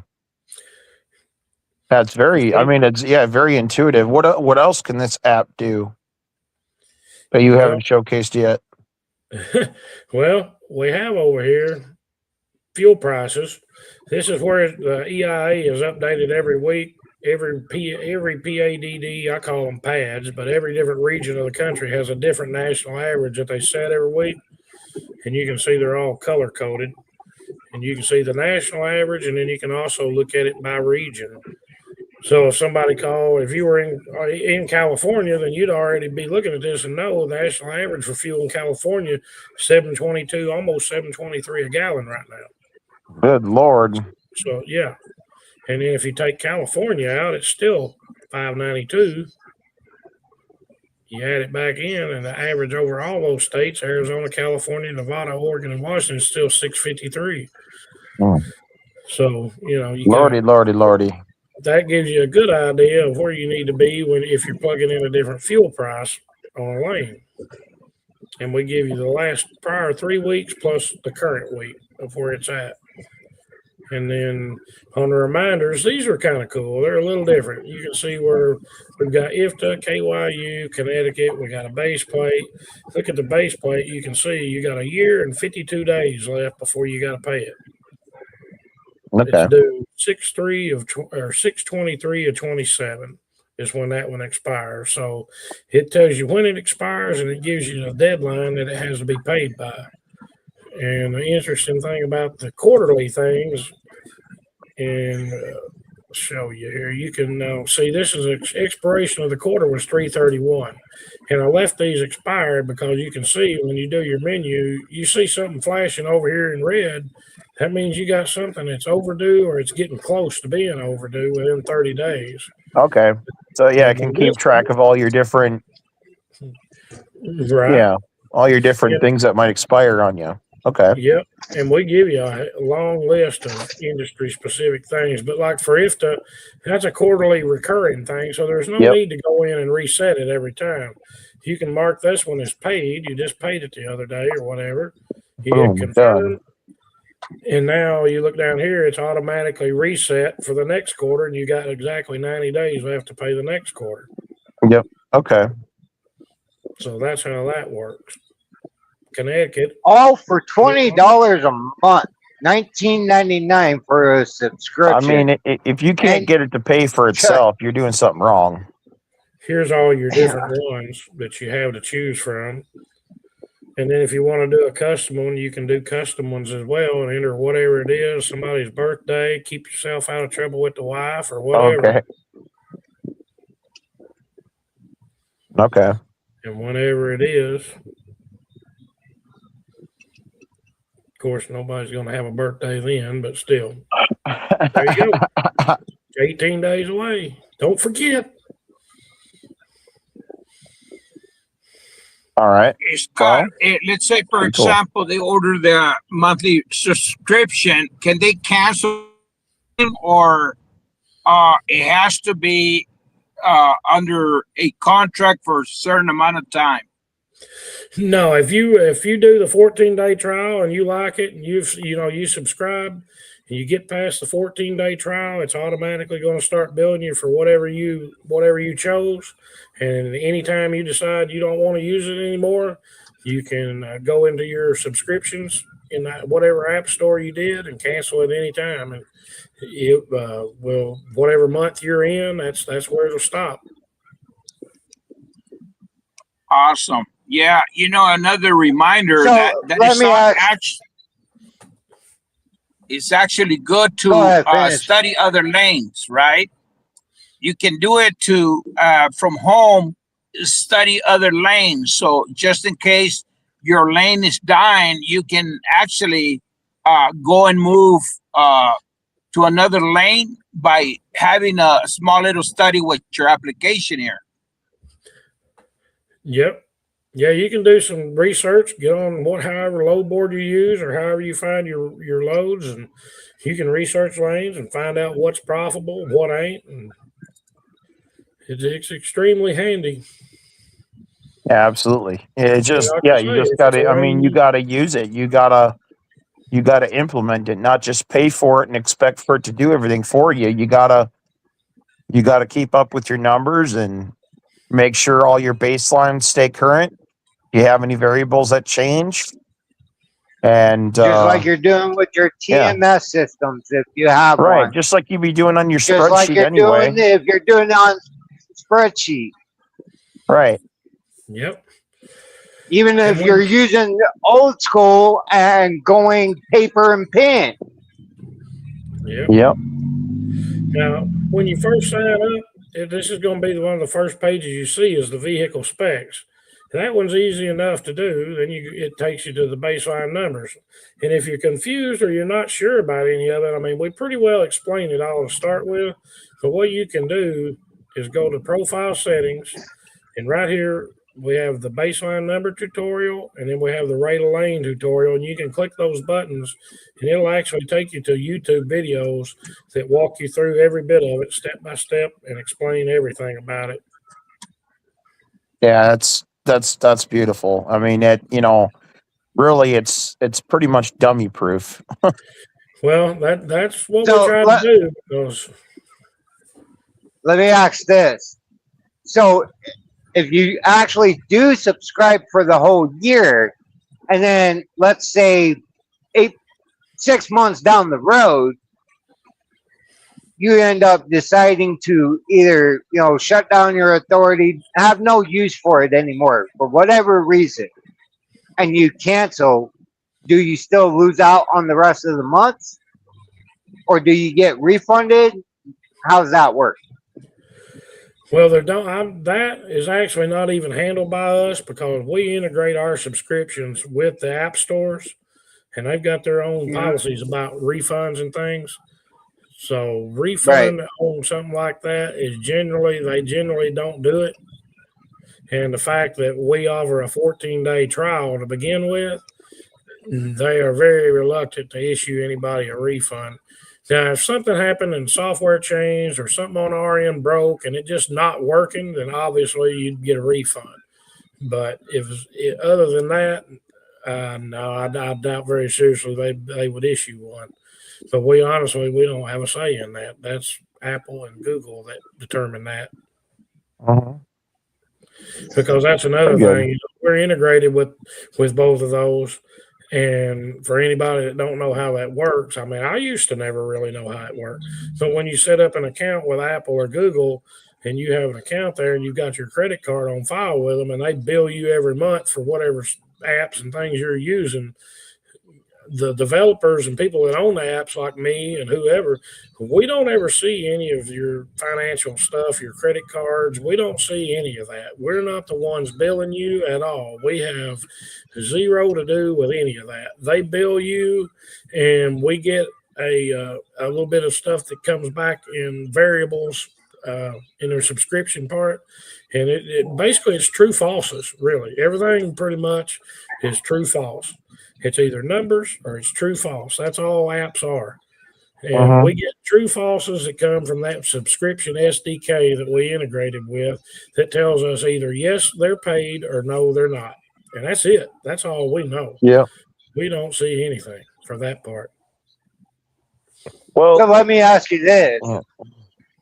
So basically what you're saying is you have to sign a contract with Apple and Google Play to be able to use their platforms to have your app on their platform. Yeah. Oh, yeah. Very extensive. Okay.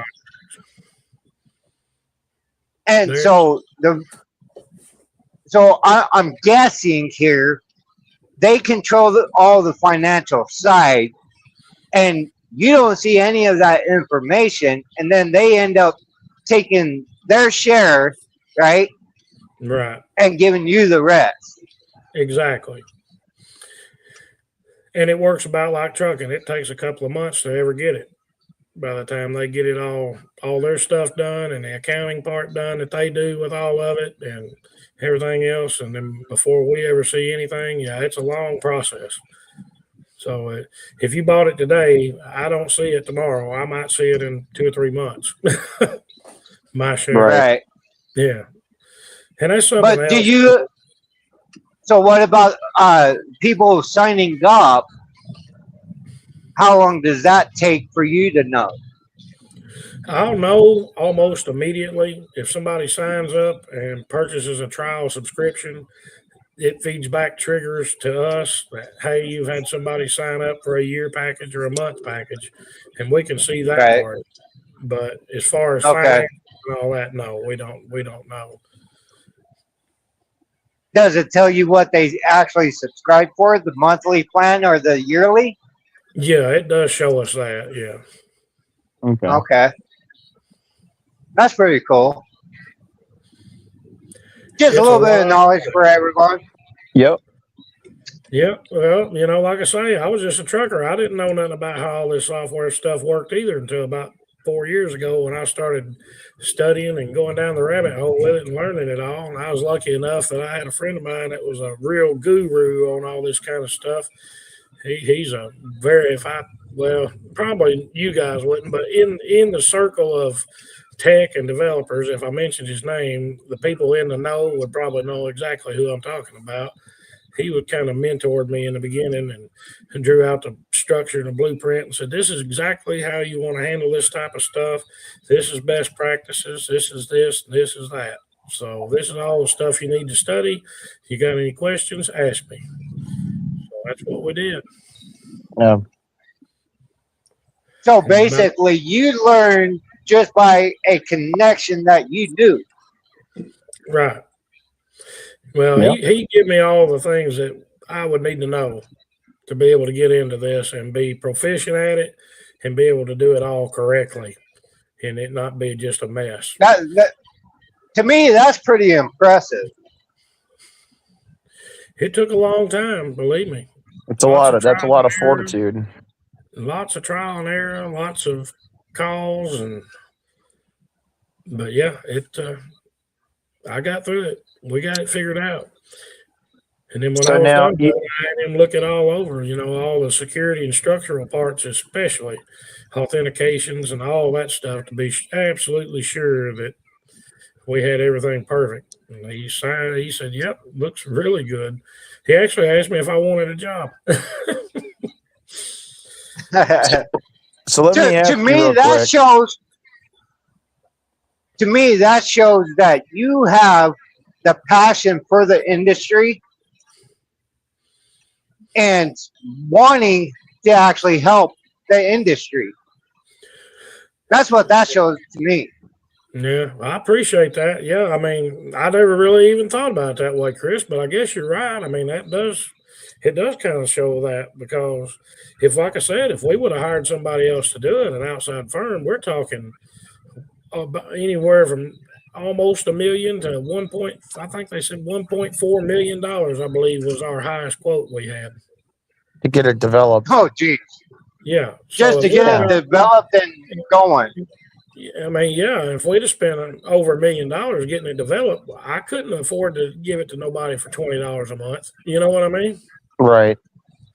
Exactly. Yeah. No wonder why the other software that big carriers use costs so much. Then it makes sense if they use anything that's kind of comparable. It puts it a little bit more into perspective. Yes, it does. Yeah. Now, Scott, you don't have to answer this one if you don't feel like sharing it. But can I ask you, how much did you actually invest to get this up and going? Oh, man. Yeah, I'd probably rather not say, honestly. It was a lot. I'll just say that. I bet you it cost them every bit of fucking six figures. It was a lot, yeah, for sure. Yeah. And like I say, at $19.99 a month, I try to make it as affordable as I possibly could for everybody, because I am one of those little guys, and I know what it's like to be out there struggling and feeling like you're getting kicked everywhere you turn. So after everything you've been through to bring it this far, how does it make you feel when people come at you and say you should give this away for free? Well, all I can say is do a little research and first of all, try the app out and see the value proposition in it. That's my first thing. And then once you discover what it's really doing and how revolutionary it is, I mean, this could pay for a whole year subscription the very first time you use it and realize you're not making what you thought you were going to make. Exactly. But my thing there is, if I could do it for free, I would. But you got to remember, 3.5 years and a pile of money has already been invested into this. And the thing is, this is just the beginning. This is the MVP. This is just to get it out there and try to help get rates back up, because if everybody would start using this, they would realize how much money they were losing or missing out on. Maybe they'd quit pulling it so cheap, and it might help start getting rates to come back up some. Absolutely. Best thing it could ever happen. That's my thought. Yeah. So now let's say somebody shared this with one trucker buddy shared it with another, and they don't know who you are. They don't know who Truck Tech Innovations is. They just know a buddy told them to download this app, and they get in there and they're struggling even after watching the tutorial videos, and they need more one-on-one help. Are they able to get a hold of you on a hotline Yep. Well, they can shoot us an email or support Okay. at trucktechin.com. And if they want help, a live call, all they got to do is put that in the email. Hey, I'm trying to figure this out, and I really like a phone call, and leave me your number, and we'll call you back.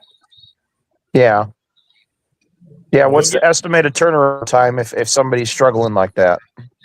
during the day, hopefully right now, until we start really getting busy, within a couple of hours at the most. It may be 10 minutes.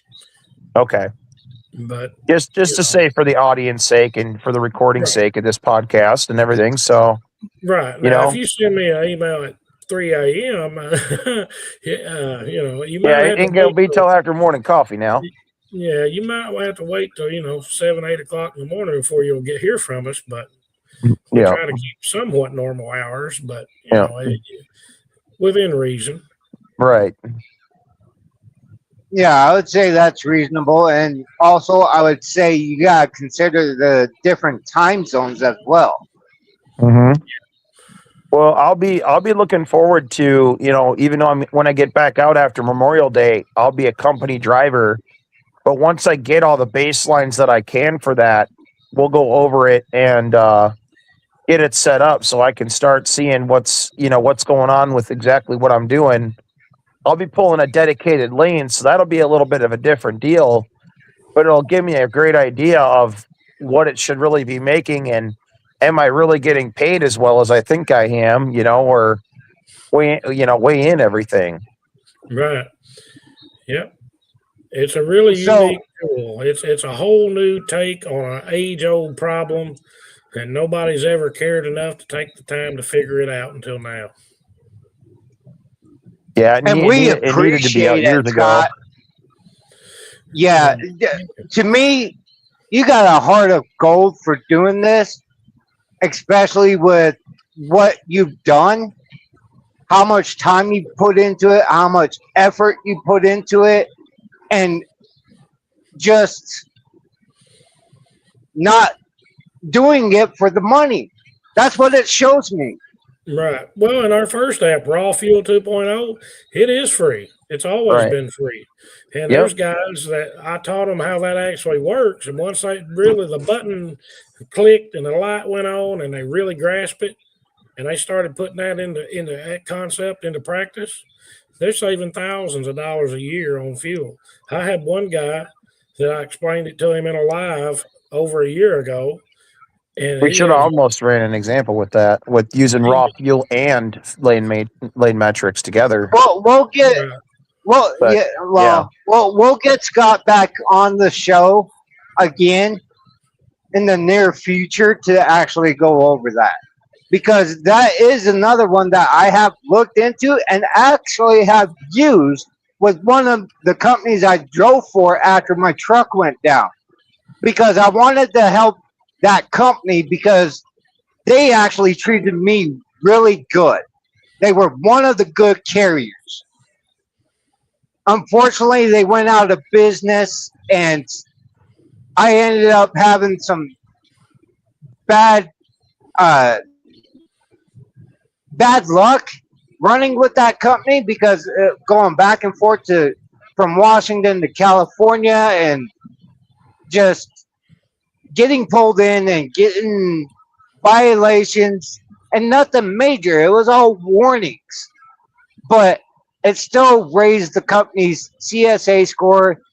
I tapped one guy's mirror while I was parking, and then the last straw was I ended up pulling out of a truck parking spot, and no one was next to me when I was taking off, because I had just stopped to get a drink, go to the bathroom and everything, and I was pulling out to, finish out my route. You were in India.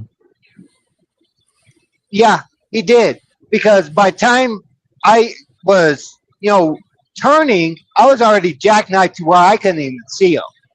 The only thing I was seeing was the side of the trailer and my mirror on my blind side. So I didn't even see him pulling into the spot next to me. Yeah, you got to watch that, man. They sneak up on you. Yep. So, and the company had to let me go, and that was mostly because of insurance reasons.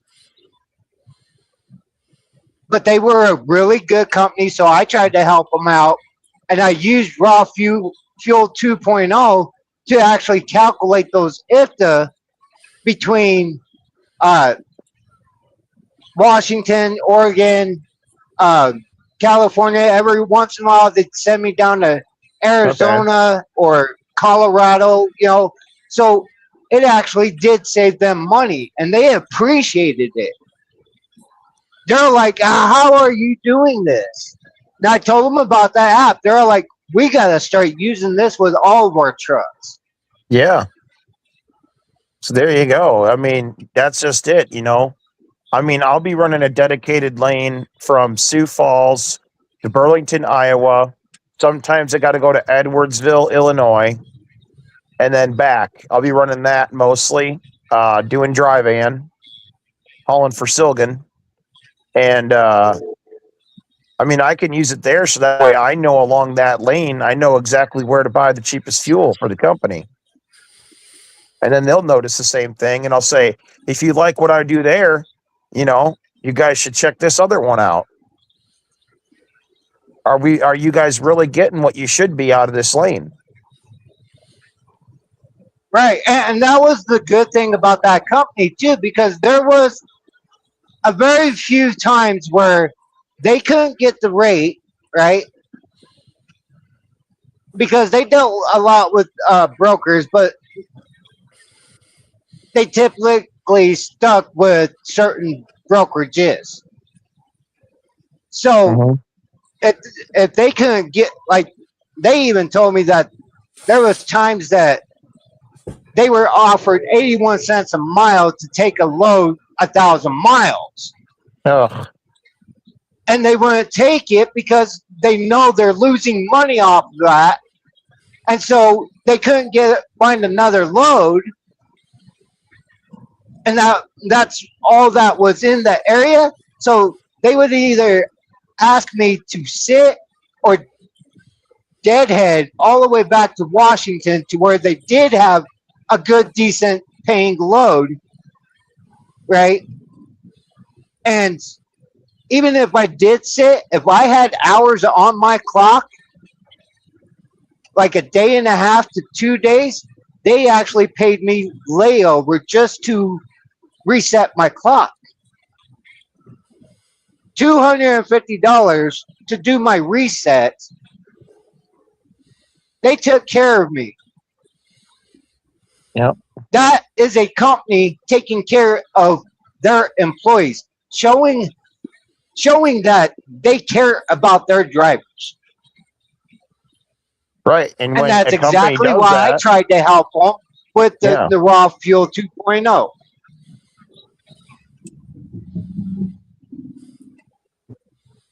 Yeah. And when you take care of your drivers, they take care of you. Yeah, they even offered me a raise. I said, no, you guys are doing a great job. I know you guys are taking a hit here and there, and there's times that you're not really making a profit, so don't even worry about it, because I don't want to put you in that financial position. But you guys continue to take care of me. I'll work with you on it. Yeah. Well, don't worry about giving me a raise, nothing. All right.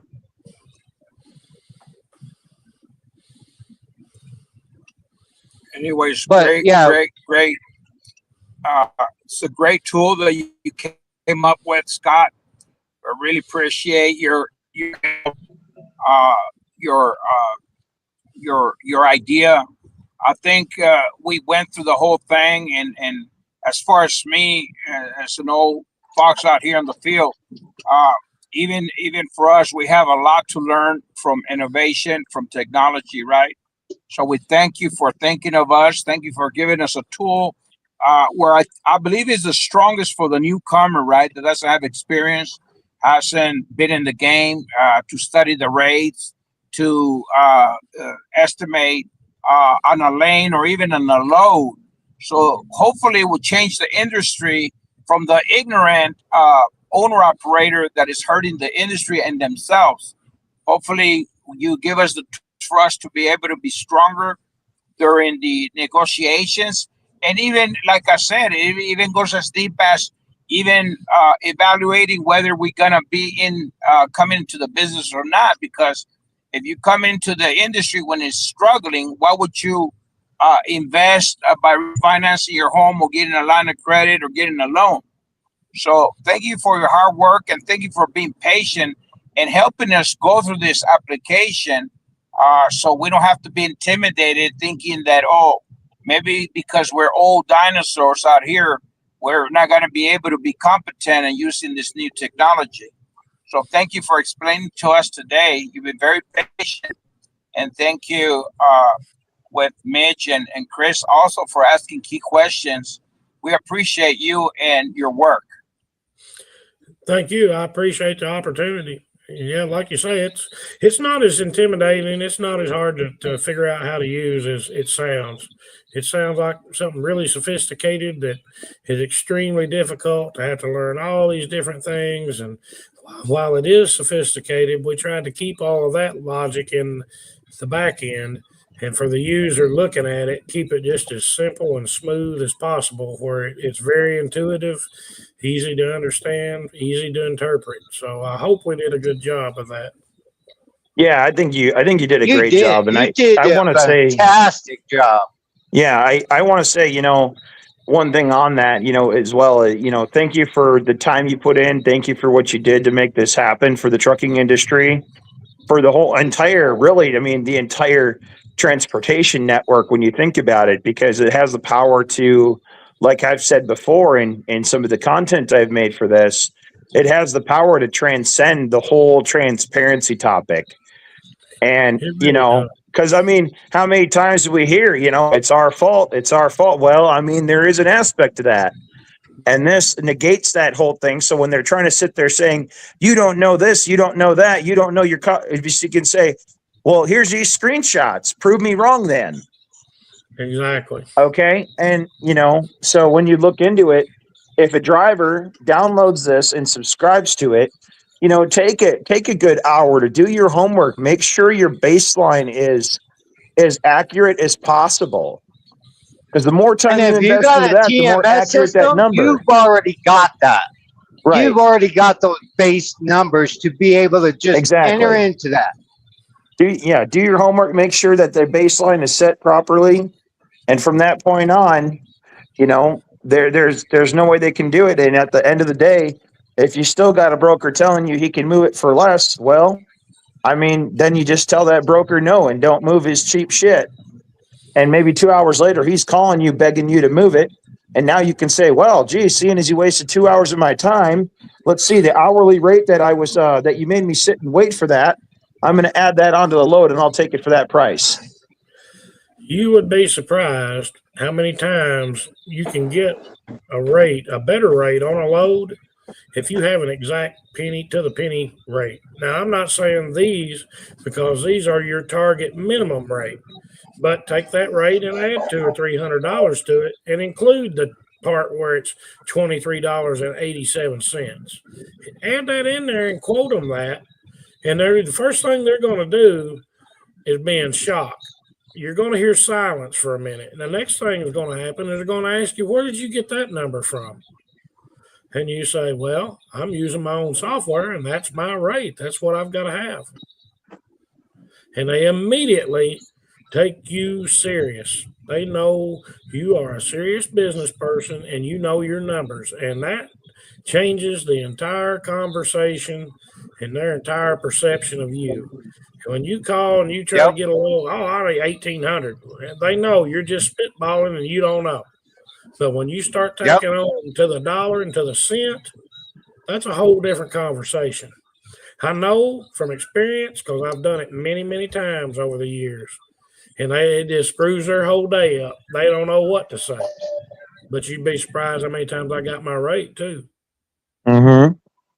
Yeah, when you can back up your numbers, it brings a whole nother level of negotiating power into the Mhm. conversation. Like I said, and that right there, that's the exact reason why I say it's going to be able to transcend the need for transparency, because they ain't going to be able to fight you because they don't have anything this comprehensive and this sophisticated on their end to back up what they're saying. You know, They that's actually probably why do. Sage didn't Some put of them anything in. actually He just do. sat there and tried to downplay it, saying that he could move it for that, but he couldn't prove that he could move it for that.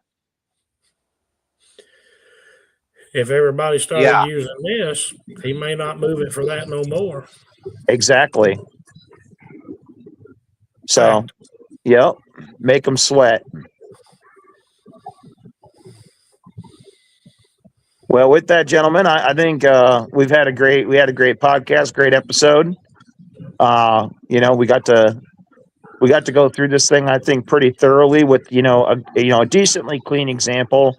Things could have been a little more exact, but at the same time, in the interest of time, we had to make do with what we had there. But there again, the baseline, getting your baseline set straight, it takes care of the rest from there. Yep. It's on autopilot then. You can just plug in zip codes and bam, bam, bam, and there's your rate. Thank you, Scott. You guys all have a good night. Thank you, guys. I appreciate it. Chris, Ignacio, good to see you. Die Hard, thank you. Thank you, Scott. Hey, not a problem. Like I said, you've got a heart of gold. I've known this man for over a year. I didn't realize he was this intelligent. There's a Why reason don't why he's you called Intelligent Trucker. Tell everyone how to find you. Hey, yeah. So why don't you tell everyone how to find you, where to find you, anything, just in case they want to ask you questions or anything. You can reach out to us on pretty much every social media platform known to mankind. We're there. LANEMetrics, all one word. You can find us there. You can Google us. You'll find our landing page. It's a page on Truck Tech Innovations. It's trucktechin with 2 N's.com. You can find us there and you can reach out to us. We have an 800 number, and we also have support at trucktechin with 2 N's.com. And like I said earlier, we're going to have you back on here shortly in the near future. And we'll do a live demo for Raw Fuel 2.0. Sounds good. I look and see how you're doing. Well, see how well you're doing with this as well. You know, we'll keep everybody in the loop, and hopefully we become affiliates.